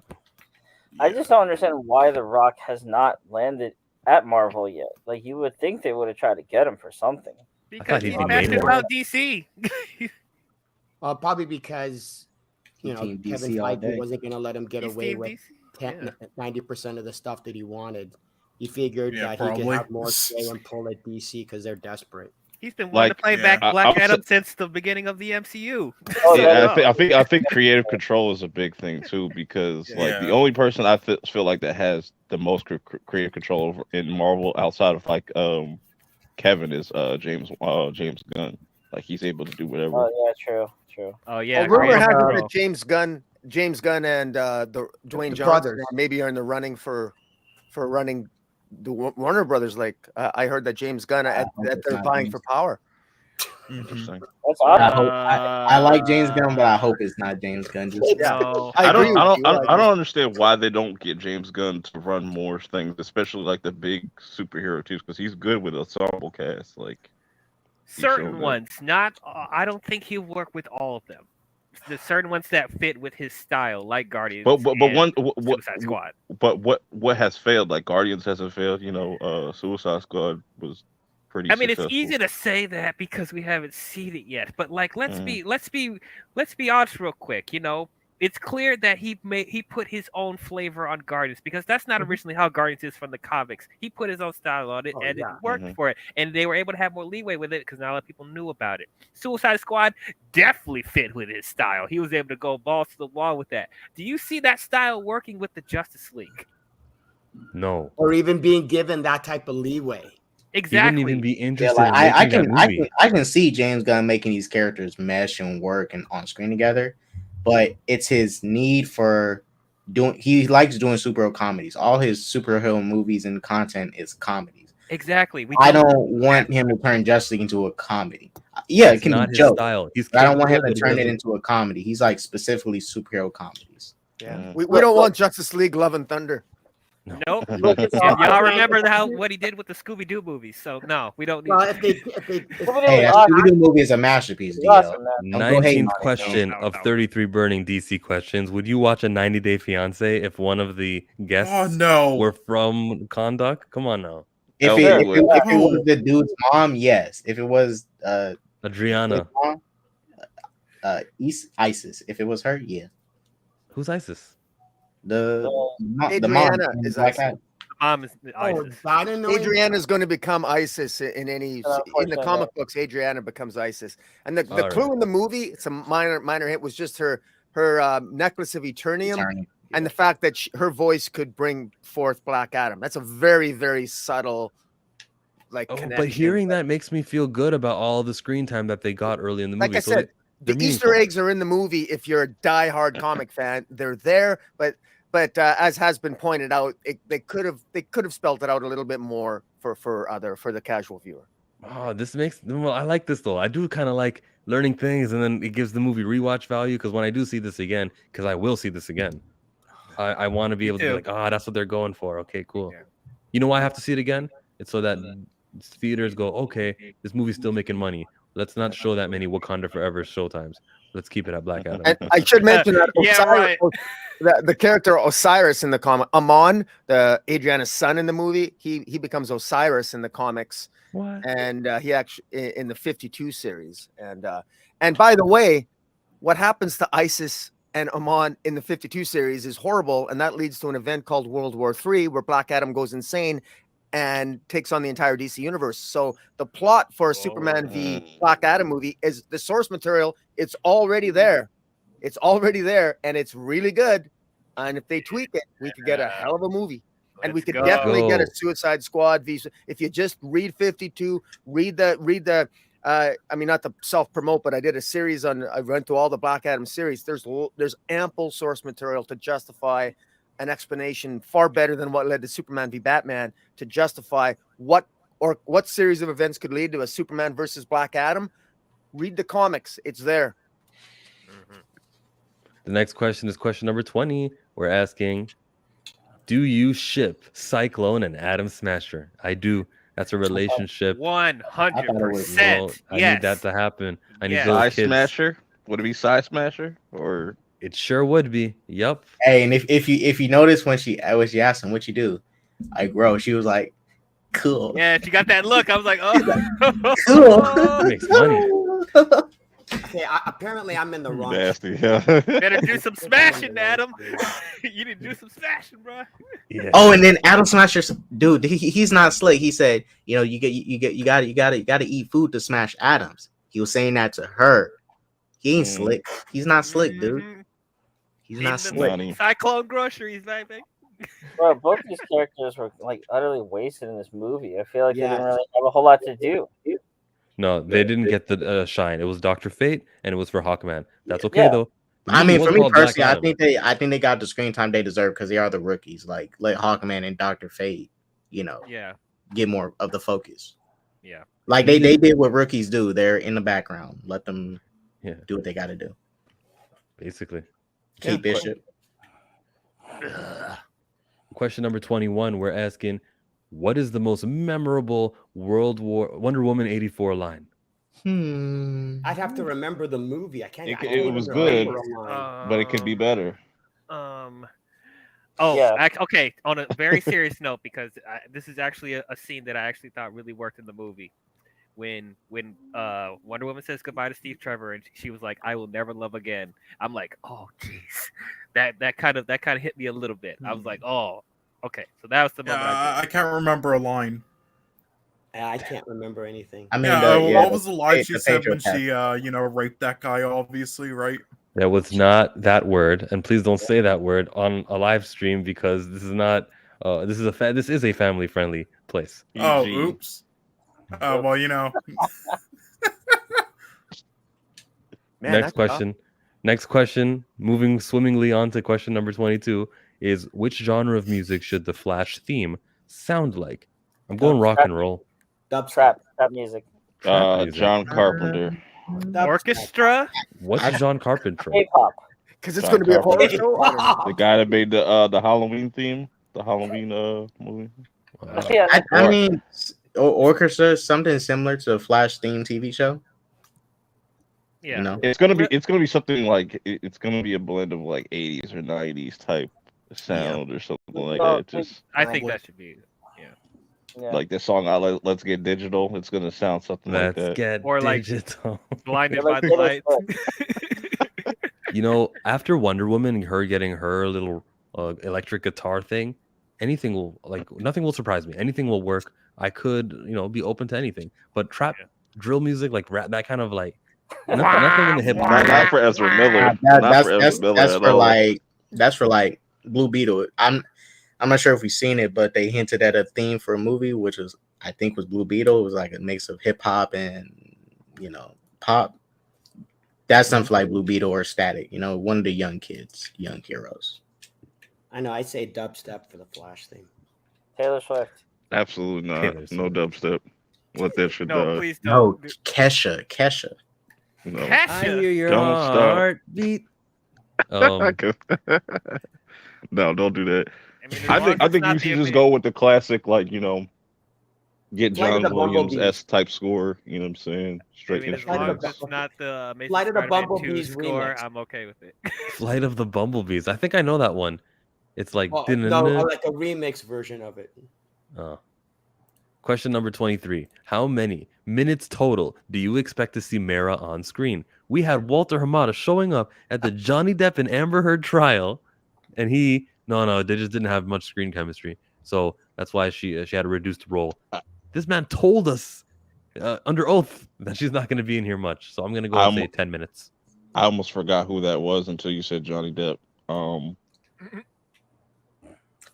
That beautiful redheaded underwater woman, Dolph Lundgren's daughter. Beautiful. What? She's not beautiful? You can insult her for the way she acts, but good looking girl. She's a good looking woman. She's pretty. Yeah, she's hot. She's hot. I'm gonna say 5 minutes, so I don't think they're gonna be because honestly, maybe I have maybe I'm an outlier here. I really don't care if she's a bitch in real life. She's an actress. I mean, I personally would have left her. I would have left all her roles in the movie because to me, you got to have verisimilitude. And if you've already done the movie, I mean, she's an actress. Let her act. Let her do her job. But that's just me. I mean, Ezra Miller. I mean, Ezra Miller is a gong show in real life, but they can't take him out. And I don't care. I don't. Again, not that I'm trying to make myself sound like somebody who doesn't care about a criminal, but I mean, look, he's an actor. I mean, let him act. I mean, just because they're jerks in real life doesn't mean they can't make a good movie. Yeah, the problem is she can't act though. Comic Boom makes a good point. I mean, I thought she was fine enough as Mara. It's fine enough. But people are gonna forget about all this Johnny Depp stuff like by next year. Like this is what happens constantly. Like we'll get people get outraged by stuff, and then like they'll just be like, oh, I completely forgot that this actor did this or this director did that. Like, yeah, true. Right. Because even I don't know how much the Flash was going to make, but people are still going to pay to watch it. I will, even if they know about this, because it's people. Everyone cares about their entertainment more than the other stuff. So. Save your Flash comments because that's my question 32 later on. But like, I think 5 minutes. I think she's going to get 5 minutes. Honestly, no more than 10 minutes. 10 minutes, 5 minutes. Yeah, we're all in that neighborhood. What do you think?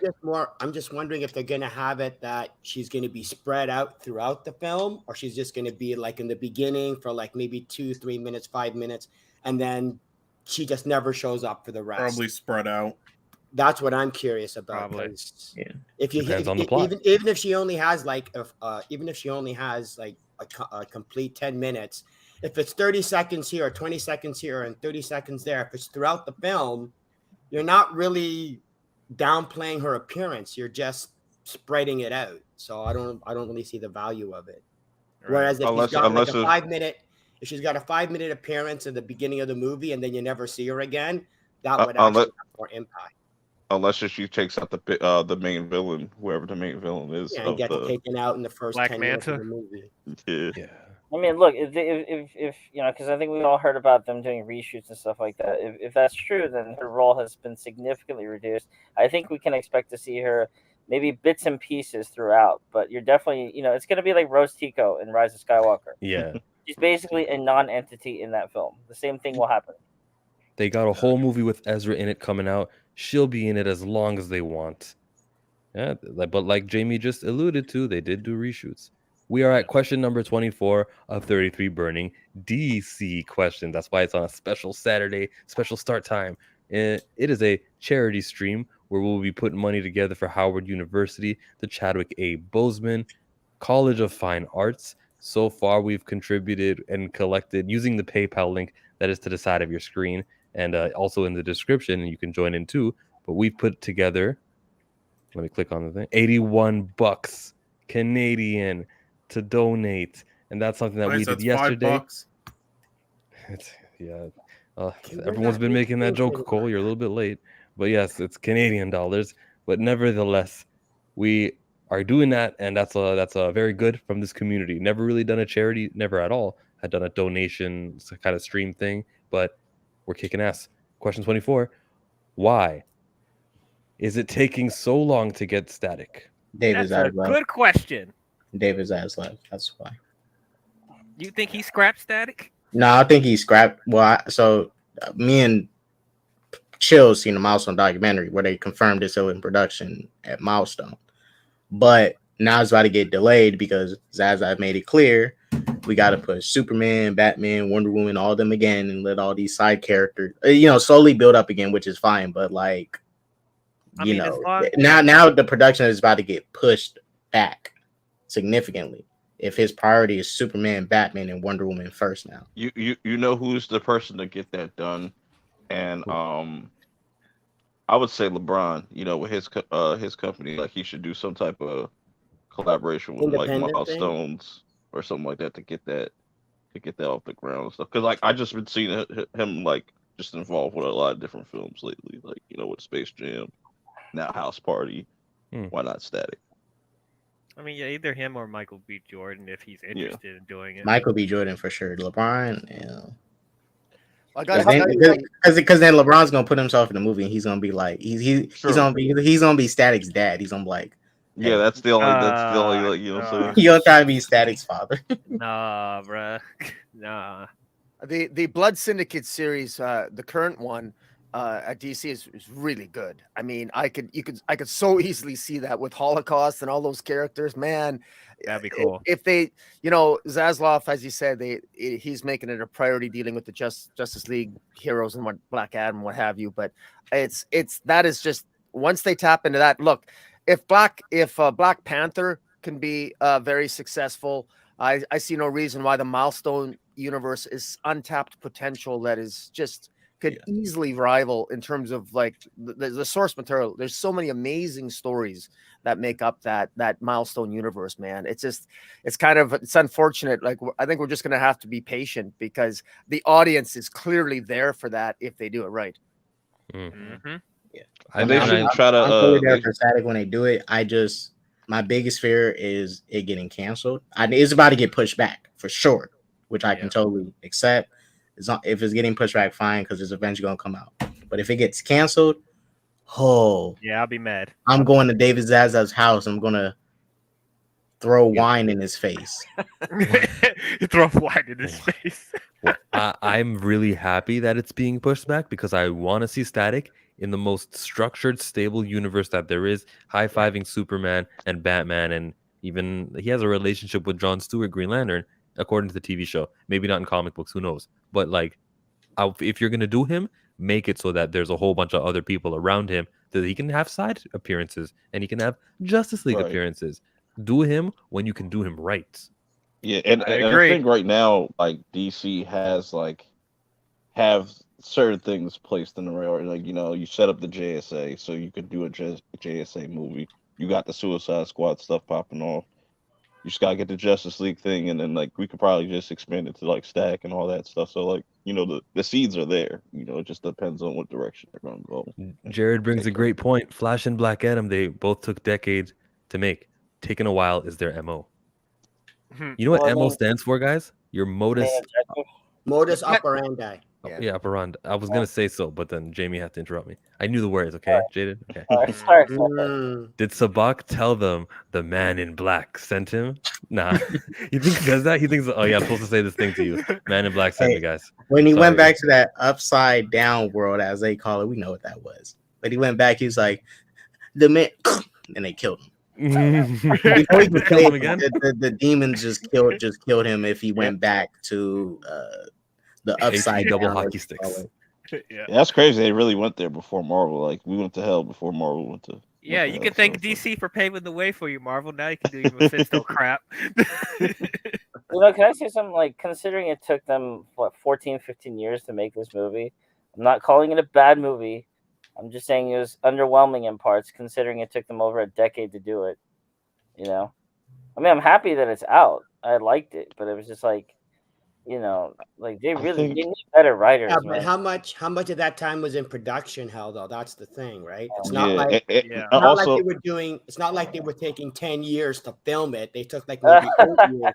They took like 8 years just to get the paperwork done, and then they spent, Yeah, it's not Avatar: The Way of Water, so no. And I know like a lot of people don't like this excuse, but you could definitely clearly see watching the movie, like the pandemic definitely played a part in it, because like there's certain scenes in there, it's like, yeah, they're clearly not in the same room when this is being shot. And I didn't notice. What I'm saying? Yeah.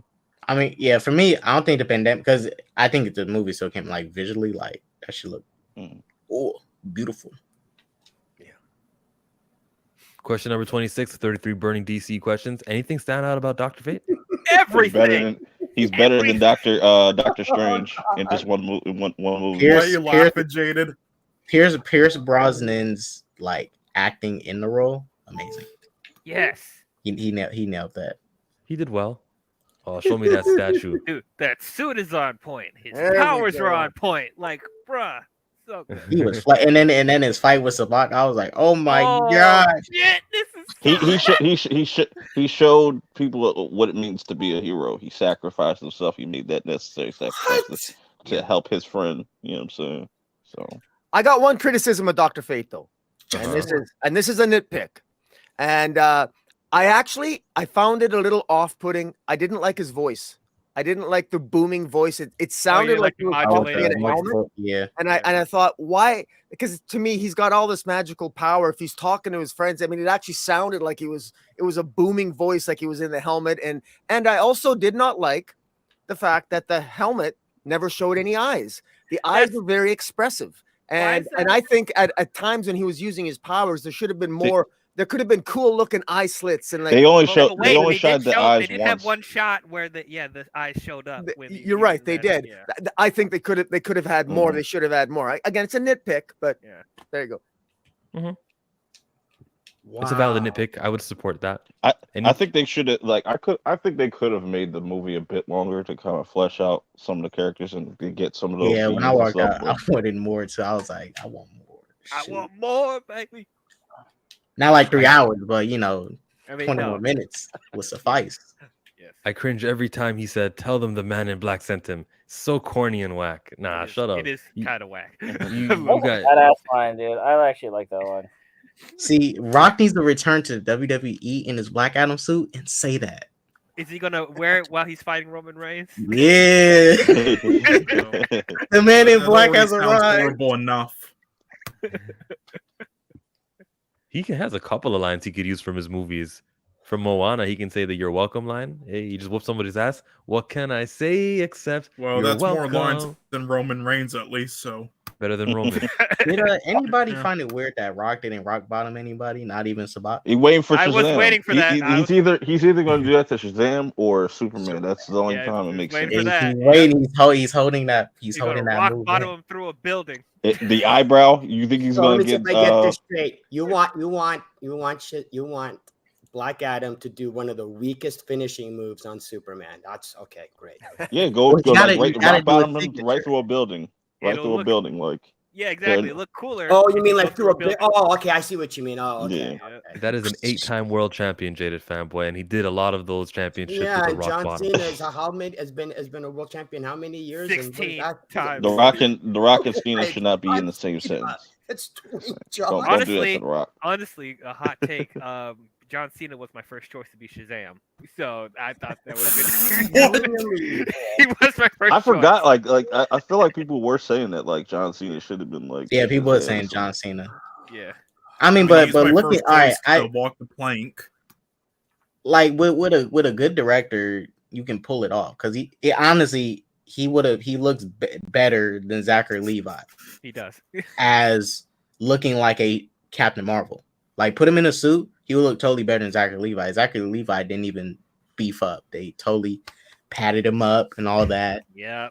He looks better this time around with the suit and stuff. But like, this new suit. I got a question for you guys. I got a question. In the Black Adam movie, when they showed a Black Adam in the past when he was just normal size, did you think it looked odd that he wasn't all beefed up? Yes. I think they did enough like cuts and like far away shots where we weren't like fixated on him being like put on the smaller body.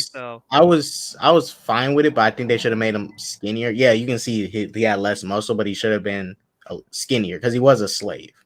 You know what? Not saying all slaves would look anorexic, but he wasn't. They should have just had him look normal, like in his normal stuff. Like he's still bulky as fuck. Like what is normal for The Rock? He looks that way all the time. It was off-putting, yeah.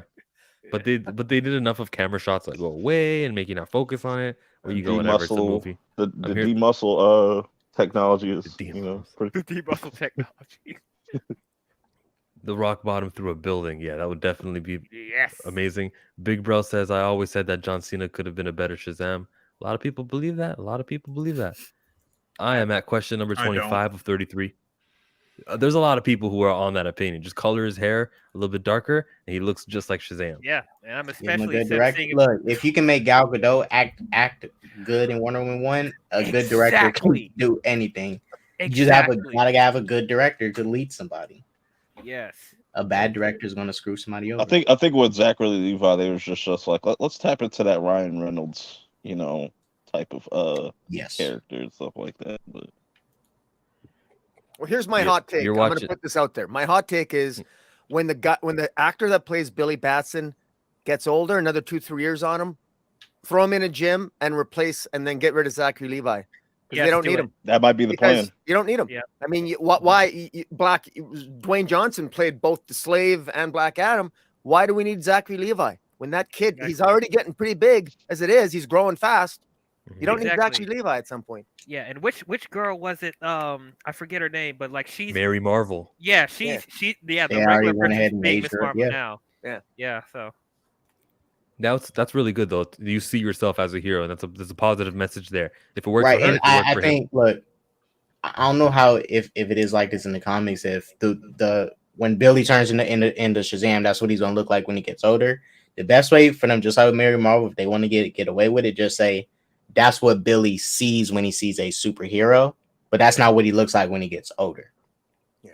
So when he does get older, now or 18, 20, whatever, now he's going to make himself look like the hero because he's a fully grown adult. You're watching 33 Burning Questions. Today and yesterday. We were putting together some money for Howard University, the Chadwick A. Boseman College of Fine Arts, on this charity stream.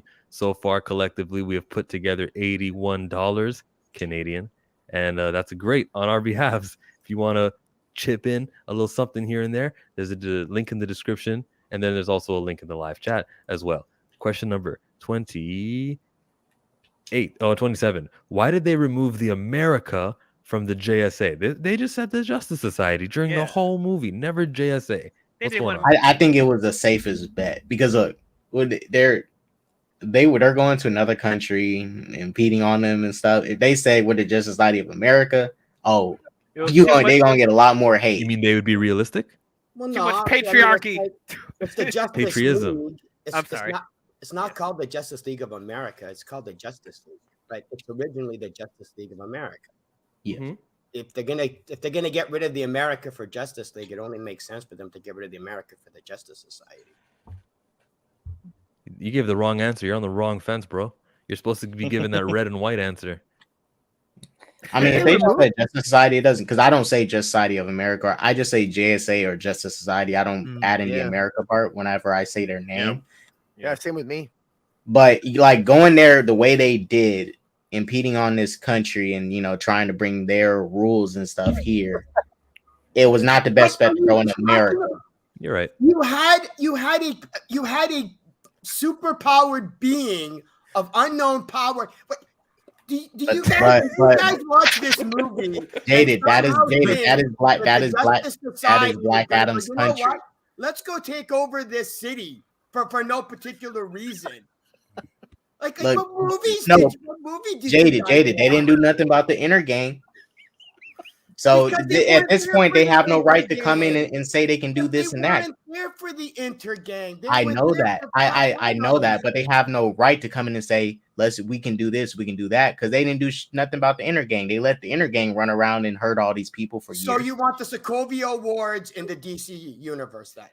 No, I'm not saying I want that. I'm just saying they don't have no right to come in and say they can do this and do that. They can do what they want, do what you want, but they don't have no right to say you can't do this to these criminals here. It's their country. If Black Adam was a villain, the Justice Society would have gone. Well, no, you see, you guys haven't invited us yet, so unfortunately, we have these official. No, the Justice Society. Well, I'm saying the Justice Society can go and do whatever they want. I'm just saying they have no right to come in and say things got to be like this because it's not their country. They things have got to be like this. They were trying to Jaded. When he took down those people and brought them down, he said no. They got to be prosecuted. Yes. In America, that works. Not here. This isn't America. This is Kahndaq. The question is about the word America and why would they have removed the word America from the JSA? And the answer is because the JSA is a K-Dot alluded to it. It's just too much. You don't want that attention. You don't want to make no political statements here in your movie. I wouldn't It say makes the name longer. That's you know Yeah. that's why they removed it. It just makes the If name they longer. ever make That a too, it movie, makes just them call it longer. JSA. I'll be happy. If they ever make a Lot of movie, call it baggage. JSA. Or just call it Justice Society. You don't have to Or put Justice it. Society. I don't know. Because doesn't Jamie? Stargirl they call it the JSA, right? Yeah. And So she like said, they probably she said the full name too. Yeah. But they're in America, so it's fine for them to say. I mean, Americans ain't gonna be complaining about Americans. We are the Justice Society of America. No, I don't think that would. That Theo rolls off. Butler adds, he says they want the movies to have more appeal, so they either drop the America or reduce it to just an A. LOL, an American-based superhero team would never be able to save the world on a consistent basis. Yeah. Young Justice season Even 3. if you watch Superman and Lois, Superman got in trouble with a general for saving a Korean submarine, and he got mad. He was like, "Why'd you save one of our enemies?" Wow. And so Superman was like, "I'm a hero. What are you talking about? Like, I don't care about all this politics and stuff." That's why I hate the catchphrase "Truth, Justice, and the American Way." He's not for the American way. He's for the entire planet. Like, we need to retire that phrase. Like, I was now. told issue number 900 of Action Comics retired that phrase. Yeah, they did. Yeah, they retired it. Made no sense. Which hero would sit comfortably on a throne? Because Black Adam said, "Nah, this is not for me." He even tried the whole Aquaman. pose. It was be He this was one. like, nah, I'm feeling it. Aquaman, yeah. Aquaman. King of baby. Fishes. Aquaman and T'Challa. There we go. When Dwayne sat down, he's like, "All right, let me adjust. Do the pose. Do the comic pose. All right, here you guys go. That's your fan service." The real Cuckoo Khan, whatever the hell. Yeah. The Feather name Serpent was. God. I hate that, by the way. That's the whole change to, what is it called? Obviously, Telecon. Yeah, exactly. Obviously, because Aquaman, whatever, they're trying to avoid that. I'm not a fan of it. It has nothing to do with race or culture. I just want it to be Atlantis. You know I what know, I mean? but we I don't live care. in this. I'm sorry. Go ahead. Yeah. No, I'm just saying, I don't care that Aquaman already did it. It's a separate universe. Who cares That's if the they're both thing. called Atlantis? Because we live in this world where we have to cater to the general movie-going audience, Oh and my for the God. general movie-going audience, it doesn't matter what came first in the comics. It matters what got on the screen first. So, True. and people are going to make those unfair comparisons, and they already are. People are looking at Dr. Fate and being like, "It's just a discount Doctor Strange," even though he was out before Doctor Strange. But they're like, Nah, that doesn't matter. He's a discount Doctor Strange. He shouldn't have used those He is crystals. not a discounted. What are you talking? That's exactly what he is. He's in the mirror dimension How copycat. dare you? We got Riri Williams, an answer here from Jared Dyer. That is exactly what the Queen of Latveria would be very comfortable on a throne. Solid assessment. Which hero? Hero.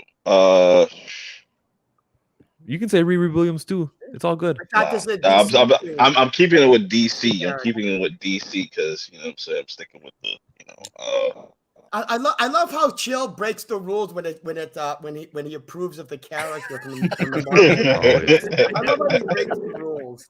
It's Riri Williams, baby. Okay, I got to go with Mira. Mira.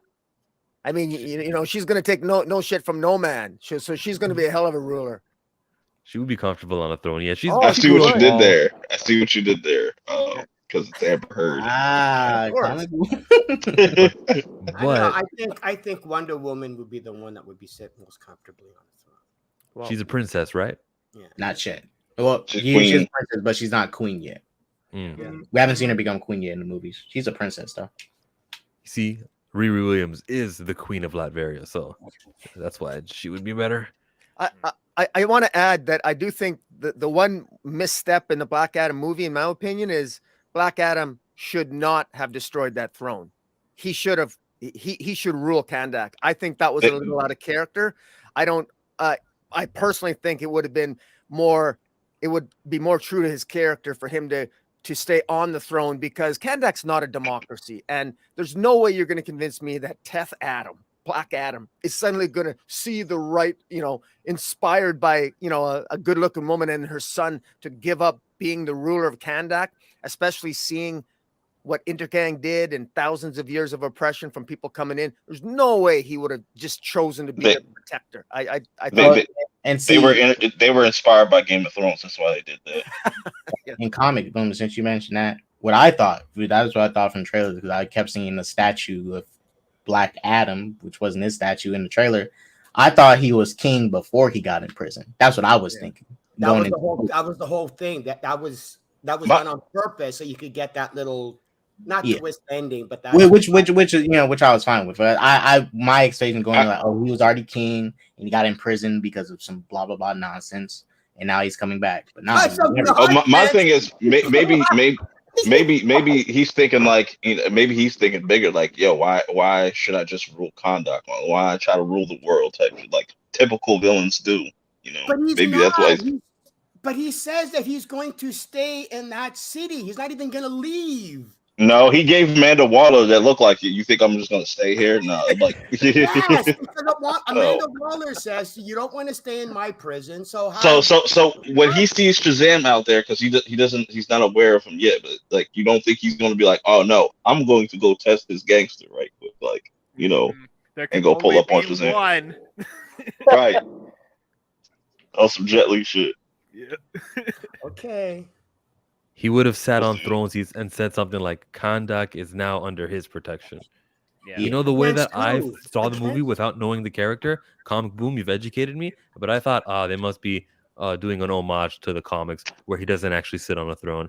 Cool. But you're telling me that's not even who he is. No, in fact, in the current Christopher Priest run, he is the leader of Kahndaq, and he has an argument with Batman, and Batman and Black Adam are headed for a confrontation in the final issue 6 coming up, because Batman takes it upon himself to try to take on Black Adam, precisely because Black Adam is of the view that Kahndaq is not ready for democracy yet, but he plans on evolving it into a democracy. But over time, they need an iron hand right now, and that's him. So in the comic book, I think they're doing it right.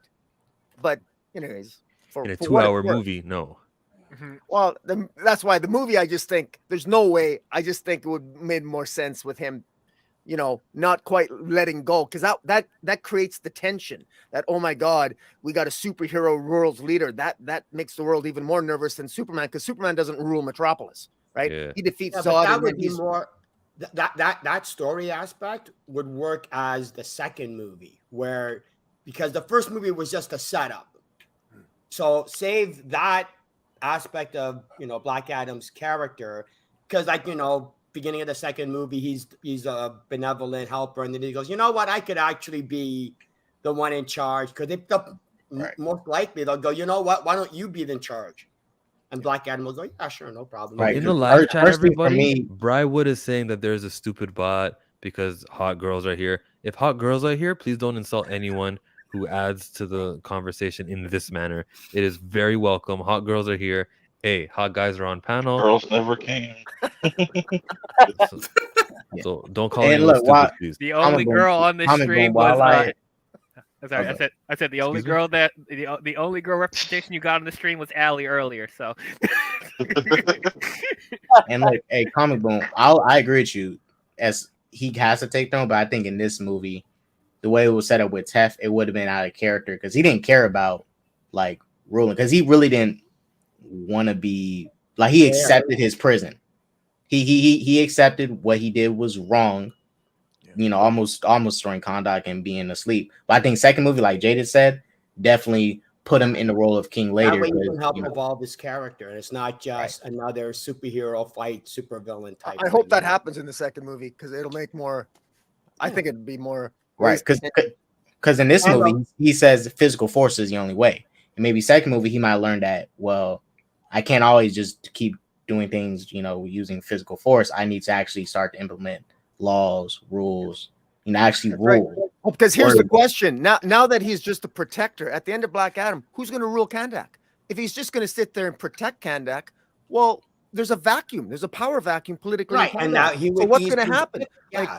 So he's not really explore that story in the second movie. Sure, but it's still, Kahndaq is still in a state of total chaos, because I don't know what he did if he's not going to play a role in who's in power. So I mean, obviously there's more storytelling possibility. Like I said, some people might get this reference. You know, he like Black Adam is pretty much Aaron looking at the sea. Like, if I destroy all these enemies over there, will we finally be free? That's what the type of shit gonna be in. Hey, he got to do that. He got to do that. Yeah, he gotta go take a fight to other people. So. It's not a bot. Hey, Bri, on the off chance that it's not a bot, you gotta be welcoming. Okay. If he goes down, if Black Adam goes down Aaron route, that's perfect. World War Black Adam. Question number 29 of 33 burning DC EU questions is, well, let's take it down back to 1998 when Diamond Dallas Page was doing this before his finishing move, the Diamond Cutter. Yeah. Jay-Z got mad. He said, "That's my hand sign." Technically, they got that. They all got that from Anton LaVey and stuff, because he was throwing that up for the church. The dude that was the head of Church of Satan and stuff like that. Like, that was his symbol and stuff. So. But it was the same one though. Like the Kahndaq people were doing that also. It was the same hand sign, wasn't it? Look, Jay-Z approved of it because his song was in that song with him and Kanye, Murder to Excellence. It was on the Murdered Excellence. It was in the trailer. So maybe he was like, I approve of it. Y'all playing my music. It's cool. And who's the biggest Jay-Z fan here? Like, answer. I guess technically me, because I listened to most of his albums. So what's he feel about this? He's gonna go see this movie this weekend or maybe next weekend. He'll go, what do you know? I honestly, I don't think he even cares. No? I'll be very honest. I'll be really honest with you. Like, I don't think he copyrighted the hand signal. But it's like, is he gonna get up in a bundle because a superhero movie used the thing for like a couple scenes? I don't think he really. He did it for a wrestler. Yeah, he shouldn't get mad. Like I said, that hand symbol goes way back even before, like, you know, Jay-Z and that.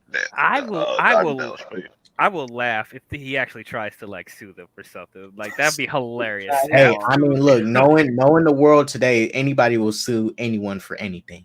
So I wouldn't. The word sky.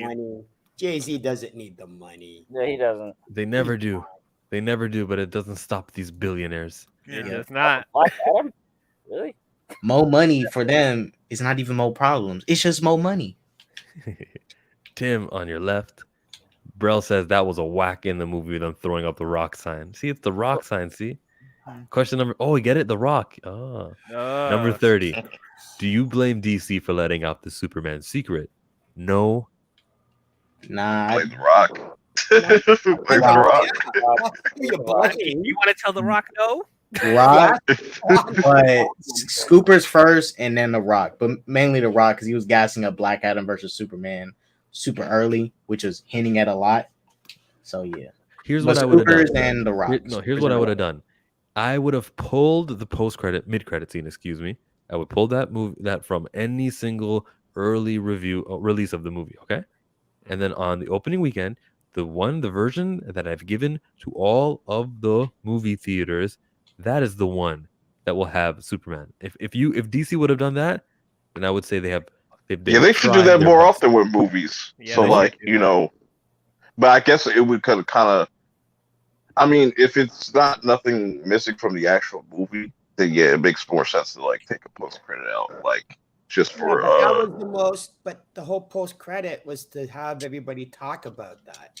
Mm-hmm. No, it wasn't to have everyone talk about it. It was to have everyone talk about it after the movie came out. But during the promotion, especially the last week of promoting this movie, we all were focused on Superman, and that took away from things we could have been talking about, like Black Adam, JSA, more about Hawkman being someone who's not afraid of dying. They gotta take them post credit scenes out, them test screenings. Test screenings and critic screenings, keep the post credit out. The post credit is to build to the future, and you definitely don't want that out. I'm with you, Kate. 100%. I'm with you. That's something. Because I don't think you do need to do a test screening for any post credit scene. It's a post credit scene. It's like a 5-second clip at the end of the credits. Like, there shouldn't be no test screening for a post credit scene.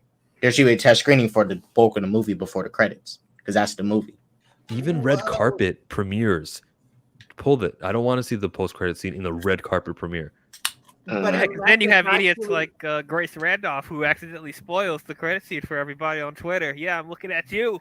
So it might be Grace's fault. It might be Grace's fault first, and then the views expressed are from DL and Perp Minded. I want zero smoke with Grace Randolph. I want all the smoke. Get out of here, Grace. Dwayne Johnson spoiled it himself too, as well. I mean that too. Yeah, like I'm like he could have just let us wait till we see the movie, but it's wait, no.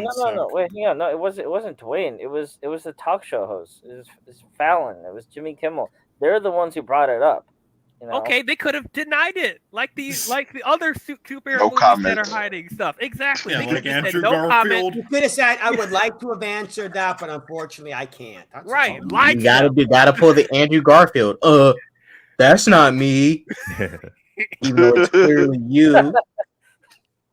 Exactly, but they can't go to you and say like, "Oh, you spoiled stuff for them," because let them wonder in their own imagination. If they think it's coming out, let them come out. But like, actually, let it be a secret. I agree with Chill. Like take the stuff out if they need to, because nobody can keep a secret now. What would have been the reaction if like Henry Cavill wasn't in that post credit? Like there was no post credit. It probably won't be as.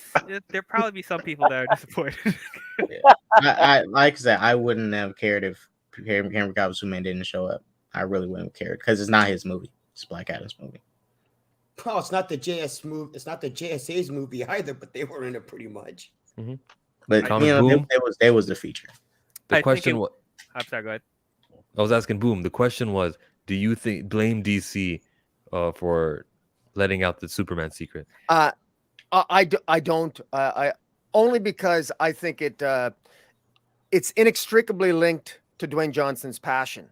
If I mean that scene was only filmed late in September. Dwayne Johnson was booed at San Diego Comic-Con.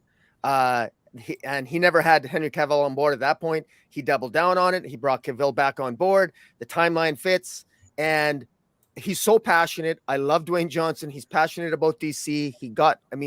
So I don't think DC had a choice. I mean, really, who's running DC right now? Who's going to tell Dwayne Johnson no?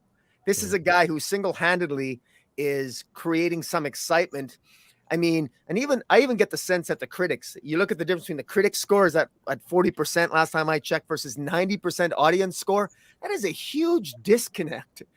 Disconnect. Most comic book fans kind of at a minimum like the movie. There's a couple of my friends that don't like it, but the vast majority really do.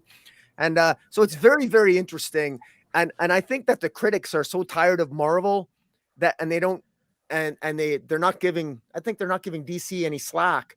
Because, my attitude is, look, man, I don't give a shit if DC movies make some of the mistakes that MCU movies made in the past. DC is 10 years behind. I'm cutting DC a lot of slack. I just want to see these heroes on the screen. I don't care if Dr. Fate is kind of like Doctor Strange. I don't give a rat's ass, man. I want Dr. Fate on the screen. I don't care if Cyclone is a little bit like whatever wind power hero or mutant there is. I don't care. I love the DC universe, and I want to see it. And kudos for DC. This to me, it created hype for the movie. I mean, and I loved it. 31. How many more years of crime in Gotham will it take to finally admit just Batman's not doing his job, guys? I mean, as long as he's not killing people, then yeah, he's not doing his job. When he's dead. Listen, Marvel or DC, excuse me. DC's been going for like how many years? If Damian is 12, then for 12 years at least, Batman's been Batmaning, okay? Hey, I guess you can say, Batman has an expiration date, but crime doesn't. Exactly. Crime never rests. Ben Affleck is an old ass Batman. Joker's out What there. did Robert say? The criminal element in the city never sleeps. Well, but would if. Don't you guys think though that if you're the Justice League and you're in the universe and Black Adam just showed up, I figure I would love to be a fly on the wall at that Justice League movie. At that Justice League meeting. I mean, because I'm quite certain that Batman would be having an argument with Superman. I mean, Superman, he cried after he snapped General Zod's neck because he had to kill. But I mean, Ben Affleck's Batman, I'm sure his first instinct when he saw Black Adam on the scene killing terrorists was probably, we got to get this guy on the team. What? Barry still doesn't know how to hit anybody, and he's the Flash. I mean, we need to replace. I mean, you know what I mean? Yeah. I mean, wait a minute. This is the same Batman that wanted to kill Superman because he considered him a potential worldwide threat. You don't think Batman would have would consider Black He Adam? learned his lesson with Superman. He learned his lesson. And what bad is Black Adam doing? I mean, he misjudged Superman. From Superman. All Superman said was Martha, and he just switched off. So is Black Adam's mom named Martha too? And all Teth Adam has to say is, Martha wouldn't like this, and then he'll stop. Martha wouldn't like this, Batman. No, You're right, she wouldn't. I'm just saying it would be an interesting discussion to hear. What would Wonder Woman think? Flash, Cyborg, Aquaman. I don't think Aquaman would mind Black Adam too much. You know, probably not. Yeah, I don't think they would. I mean, and he was on a Just League in stories before, so let me see if I get this straight. Black Adam is killing almost 100 plus people. Terrorists. And the Justice League is going to go, yeah, no problem. That's a fun. Yeah, they're bad people. No problem. All in a day's work. Okay, I think you guys are mistaking the Justice League with the Suicide Squad. Jaded, how many more years of crime in Gotham will it take so we can admit that Batman just isn't doing his job? He's not. What are you talking about? The whole point of Batman is to actually stem the tide. That's like saying, why have police officers? Because crime still happens. Without Batman, police officers are not superheroes. Without Batman in Gotham, crime would be even worse. Yeah. Unless, of course, you take the Pattinson Batman movie where apparently, you know, you can do whatever the heck you want. And nobody gets arrested for anything. But anyone else want to touch this question? I would say that if if Batman has a problem with the Joker or Riddler in Gotham City, all he's got to do is invite Black Adam over for a weekend, and the problems will be solved permanently. Like again, I say, as long as he's reluctant to kill people, he will always have this problem. Always. Mm-hmm. I don't care what people got to say about his no killing rule. Peacemaker was right. Yeah. Well, when he dies, they'll realize, maybe he wasn't the answer. Yeah. Cole, question 32. How would you go about marketing this Flash movie? One trailer and you're done. Yeah, I would just keep Ezra Miller away from everything. That's it. It's tricky. Use Flash season 9. Yeah, just have him up in the chain somewhere. I don't know. Have Flash season 9 end the week the Flash movie comes out. You market itself. Listen, I watched Joe Biden win an election. He really didn't do much media appearances. He was just being the not Trump. There are ways. You just do a couple of fancy promotion TV spots and trailers during big football games, and you just keep Ezra Miller out of it. Way too much of a risk. Or not. You play into the shit. You know what I'm saying? You have like Ezra. No, listen. You have Ezra Look at Miller. DL's face. you have Ezra Miller, right? You'll have a voiceover on the trailer like, I've made a lot of mistakes in my life. It's time, like, you know what I'm saying? Like, it's a thing. No, hold on. Is this WWE? What's going on right A better way of marketing it is watch this movie before Ezra Miller gets put in jail and you never see him. And you never see him, they could connect it to the film, saying another one of his villains in the film is the police that he's running away from. You know, all right. Can we have serious quorum from my panel here? No, this is a serious answer. One trailer and that's it. Just one trailer? Just one trailer. All right, start your trailer off with, I'm running from the law. I'm telling you, you take a page out of Marvel's book, right? Like, you see that they did with Wakanda Forever, you know what I'm saying? You play with people's emotions, you know what I'm saying? I don't like what they did with Wakanda Forever. You know how I'm saying. But I'm saying, you have the trailer start like that. Like, you have the little piano playing in the background, like that, the little, like, the one note. He's like, I've made a lot of mistakes in my life, you know, but something where he has to allude to turning back time and stuff, fixing things. Like, you have that be kind of like the thing. Yeah, I agree with Perp Adam. I think that's a really good point. You can have a little bit of break in the fourth wall. Not quite, but it's kind of meta because in real life, Ezra Miller has screwed up his life. And Barry Allen royally screws up in the Flashpoint Paradox. He goes back in time, saves his mom, creates a Flashpoint universe. And the beauty of this movie, they can really, really play into that. And even in the previews and the trailers, you can show more than one Flash because you can give the illusion of a multiverse. And there's the Flashpoint paradox is an aberration of one of those universes, namely the mainstream DCU timeline, which when it resets at the end of the movie can be a DC rebirth for the movies, which was of which Black Adam is part. So if they do this right, they can really nail it. That's my hope anyway. Right, because the biggest thing about this movie that's gonna hurt it, like you gotta still market it right. If you market it poorly, like people are just not gonna give a fuck.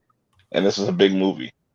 I would love for Ezra Miller to do interviews from jail. No, you can't do that. From jail. That'll be first. You could always promote it by saying Zack Snyder had nothing to do with the production or direction of this film. No, remember, the casuals don't care about Zack Snyder. The casuals don't care about Ezra Miller. They care about Flash. So to, like, jokingly, I know you said it, but to interview Ezra from jail, that would just would it be like the Joker deleted alert scene? people to that, yeah. Yeah, the best thing to do, listen, is just the actor showing up and doing these sit-downs is not that necessary to the success of a film. To just have Michael Keaton and whoever is the second and third and fourth most important character of the film, let them make the rounds. Ezra, just come to the red carpet premiere, take some photos. Don't answer questions. We're good. I think that's the best way to go about it. And we'll all be reminded just how we are in this super niche. We're so involved in the actors and their personal lives and stuff. It doesn't matter to the casuals. That's true. They can just say they're using an Ezra Miller actor from another universe. It's not this one, so it's technically a different Ezra Miller. And they got their actor covered. No Everybody problem. has jokes today. It's the DC. Yeah, well, there you go. Into the multiverse. Hey. Big Brel says another plot hole. The JSA was around this whole time. Where were they when Zod, and Doomsday, and Steppenwolf attacked the Earth? Yeah. It's the Eternals effect, where were the Eternals at? I don't leave blank because go back to Man of Steel. Martian Manhunter was there, and I'm like, yeah, and he didn't. Yeah, bitch, where were you? They explained in the Eternals. They explained that they have to stay out of it. So you know what? Marvel sounds a lot better. Wait, so Thanos with the Infinity Gauntlet was not enough to interfere. Well, they literally had Superman, so they're good. You don't need the JSA at that point. You don't need the JSA at that point. The only thing I can say is maybe the Justice League was established after the Justice League. Right. Even though it's accurate that the Justice Society, they're the first team before the Justice League, I do agree with Bro's point. That does bother me. First Man of Steel, Martian Manhunter not doing nothing. Wonder Woman not doing nothing, but her excuse was my boyfriend died, so I'm gonna hide. Yep. What about Atlantis? Atlantis didn't care about that the planet was going to be terraformed. No, this is how it works. You can't. I know. We know. We just poke it and fun. You have to give it leeway. You gotta give it leeway. Look at the sensible, jaded fanboy. Look at you on the positive side. Yeah, it comes out every now and again. I can give you Snyder. I can give you a dozen plot holes in that movie. Don't worry about it. He says in the film it shows that the Wizards chose Black Adam's son, but for some reason they said to Black Adam himself that we have chosen wrong. This makes no sense when the Wizards chose Black Adam's son. No, when they chose Black Adam's son, they chose the wrong guy. They chose the guy who was willing to give the powers away to Black Adam. So that's what they meant. It was still talking about the son, like they chose poorly because they didn't. The son gave the power to someone else. The son's not, so just do that willy nilly. The 30-second. I mean, the only leeway the Wizard gave was the Billy in the first movie when he talked about him losing his brothers that was also wizards, and was like, he pretty much put it in his head like, get more wizards. That'll help the world. Maybe that wizard needs to lose his job, because he's bad at picking people. He's fucked up twice now. Like what's wrong with you, bro? You get a little old for this job. Maybe he should stop picking kids. Be like Zordon. Zordon knew how to pick a team of underage youth. Except for his security system and shit, because Tommy could just Power Rangers. Tommy could go in there. Ivan Ooze goes in there. Like, come on, bro. Zordon. What's sad is when Kahndaq said Zordon, I knew exactly who we meant. Damn it. Yeah, you're too old for the Power Rangers, huh? Right? Jaded, Yeah. are you too old for the Power Rangers? Or did you watch Yes, it? I am. Jaded was born before the Power Rangers was a came thought. out, I was still too old for it because I was still in my teens. It's a charity stream, folks, where we're putting money together for Howard University, the Chadwick A. Boseman College of Fine Arts. If you want to contribute, use the PayPal links. We're at the final question. Very important question that I needed to be answered. Question number 33. How much better would it have been if they threw up their hands? Kahndaq forever. Amazing. Instant copyright. Instant copyright. Instant copyright. They're gonna get sued. They should have definitely did that. Technically, right? Black Panther copyrighted Wonder Woman 2017.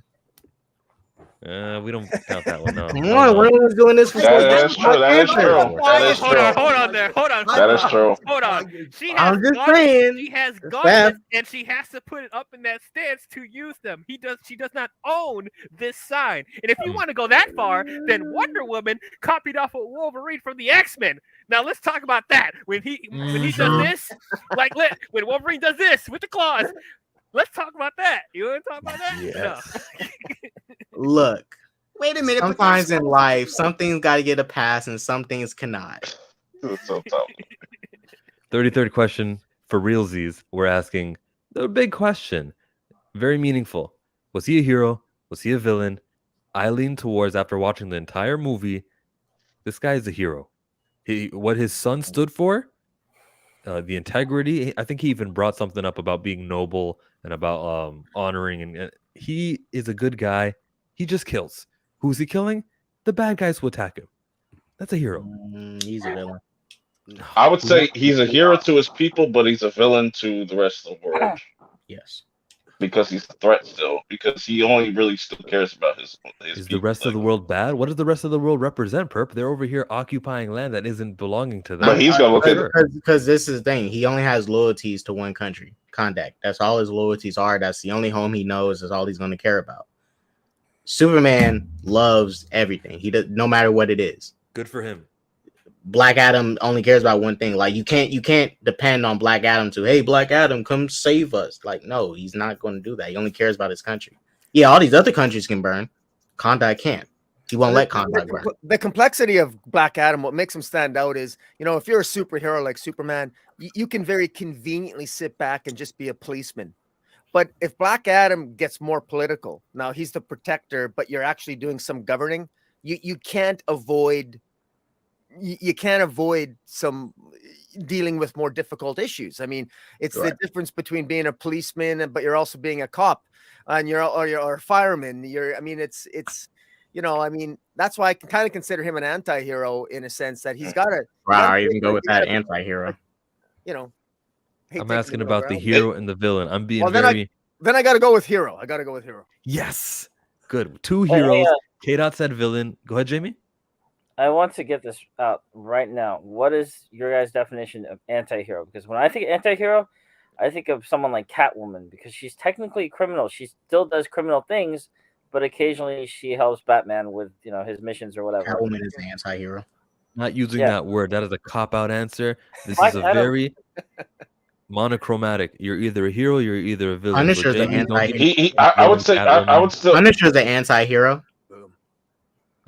If someone says anti-hero one more time, I'm asking if you're. No, he's a villain because even though because he doesn't do any, he's not your stereotypical like hero that does heroic things. Like he's only going to be doing things that he thinks is the right. He doesn't have any villains either because he kills them. Yeah. Is he doing it out of selfishness? Is he doing it out of abusing someone, putting somebody down? No. These are acts of a villain. Is he doing it out of greed? No. He just acts for what he thinks is right. And what he thinks is right is pretty right. His extreme measures he'll go are extreme. That doesn't matter to me. Is Thanos a hero? Is Thanos a hero? Okay, I see what you did there. No, Thanos See, is it's not all a hero. about it's all about Thanos it's about perception. It's about hero. perception though, because like I'm saying, like bringing up the Thanos point, like he thought what he was doing was justice. That's his version of justice. So we don't really like as time goes on, we're going to start to see because they keep teasing it in the Black Adam. It's like at any moment that he can that power is going to corrupt him and stuff like that. So right. Thanos put hands. Black Adam was only killing and going after Intergang because they were shooting at him. He wasn't going after Intergang. Because there was oppressing his country too.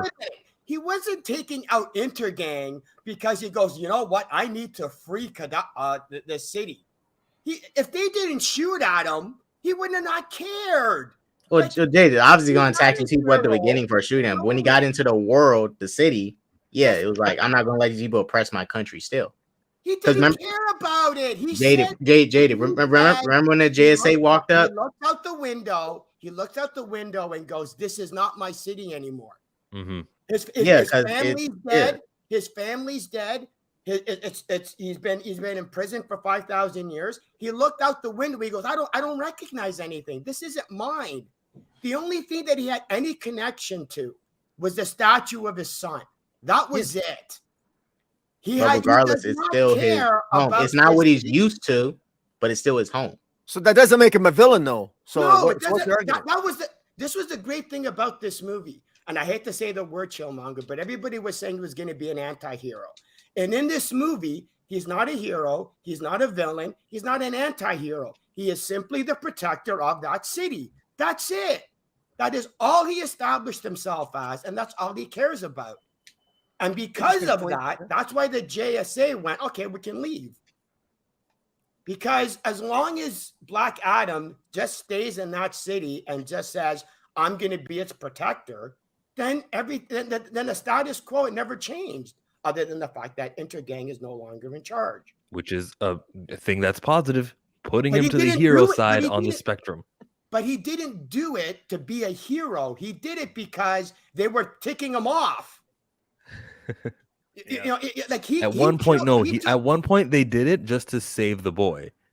That was why. He's not gonna let a kid get killed. That's pretty heroic. I mean, other than saving people, if they didn't shoot at him first, he wouldn't have instantly killed them. Look, you can look at it like this. You can still be, for example, there's a lot of people who are gangsters and hoodlums and stuff that go around killing people and stuff. One type of rules they'll have is we don't kill women or children. Doesn't change the fact that they're still bad. Not this generation. Not this. But you know, they even if you say my rules, I don't kill children. Like, no, you're still a bad person regardless. Like, just because you don't kill women and children, you're still bad. That doesn't apply to what Black Adam did because he only killed anybody who attacked him. Yeah, that was it. If the mother. Let's say the mother says the words, Black Adam shows up. She freaks and panics, pulls out a gun and starts shooting at Black Adam. Guess what Black Adam would have done? Would have killed her. Yeah, I mean, I wouldn't blame him. She got attacked. So again, and he just woke up. I wouldn't. He stood his ground. So this is like, so we're pretty much describing the Hulk. That's pretty much what we're describing. The better version of the Hulk.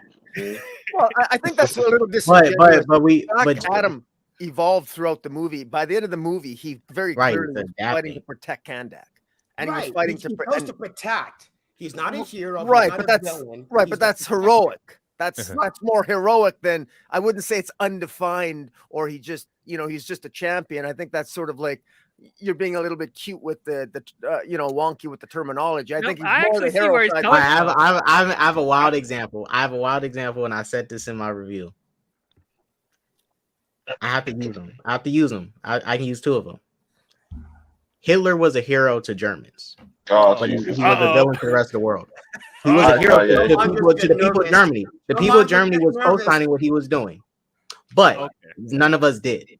I'm not saying Black Adam is You kind of saying it. I'm not saying he's Hitler. He has different standards, but yeah. Okay. Osama bin Laden, right? He was a hero to some people in his own country. I'm sorry, what? I'm just saying, I gotta use these wild examples. These are the best examples I can use. You gotta clip this. But hey, Hitler's not a hero. Who? He's a hero to some. Wait, who? You could have used Donald Trump as a better example. Oh, Trump. He's not the best example I can use, honestly. There's a better example. Dude, I don't know how we. Donald Trump's a hero to one like group in America. You know. Honestly, I don't know. I don't know if we can get any better with the comparisons. We pretty much threw anybody that's even close to that. It's like I'm seeing every time you bring up something, I'm like, yeah, he has some traits of that. Yeah, he has some traits of that. Yeah, he has some traits of that. So I'm like, I don't know. I'm kind of with Jaden. Like, he's not a hero. He's not a villain. He is a guardian protector, whatever. And if you fuck with him, you're gonna get killed. So that's pretty much how it is. like if somebody commits a crime, like let's say somebody commits a crime in the city, and he's gonna go, okay, I'm killing you. You're dead. It's not because I'm trying to restore order. It's not because he's being a hero to try to stop crime. I think I understand what you're saying, Comic Boom. Like he's being a hero to the city, but I just don't see him. Like the hero aspect is also the mentality, like how a Spider-Man deals with things, how a Superman deals with things, which is different than the way a Punisher deals with things or a Wolverine deals with things. Yeah. And I see Black Adam going more along the lines of the Punisher mentality than a Superman or a Spider-Man mentality. Yeah. That was 33 burning questions. And since I'm clipping this, guys, thanks for watching this small video as well as the live stream. I do this every single Saturday. Today's Sunday, and I'm doing a DC this version. Questions DC do. You know, you don't get arguments like these with Marvel. No, you know what? It was pretty good. It was very good. A lot had to do with my DC variety of guests. DL having him for the first time in Super Hive. Rocky, I've had you before, right? I've had you a couple. One time, yeah. You betcha. One other time? And then one other time. But I met you in real life, right? You're the only one here on this panel I've actually seen. Yeah, met you in real life. That's right. There we go. We got Jaded Fanboy. He's got his own YouTube channel that you should be checking out because he Black Adam reviewed this whole entire thing. Thank you for the kind words, Big Bro. We have SSJK out Sanctum. I think actually every single one of us have Black Adam reviews, don't we? All of you. I haven't done that. Technically, I don't do reviews. I just trash the movie and explain how stupid it was for all of us. Jamie, the AMBW channel, are you going to put up a review? I actually am, yeah. All right. Check us all out. Thanks for coming in, and goodbye. Wait, what about the final? What was the final tally for the donation? Oh, we were at $81. Yeah, I should probably bring that up. You wanted to end saying how much you finally ended up. It's $6 Canadian. I mean American. Sorry, you're the worst. It was not $7 Canadian. During the charity stream, together we as the community, the chill monger, the mongers all brought up or all attributed $81, 35 cents Canadian. So that's good. That's great. I'm happy for everyone. First time I've ever done something like this. And toodles. Deuces.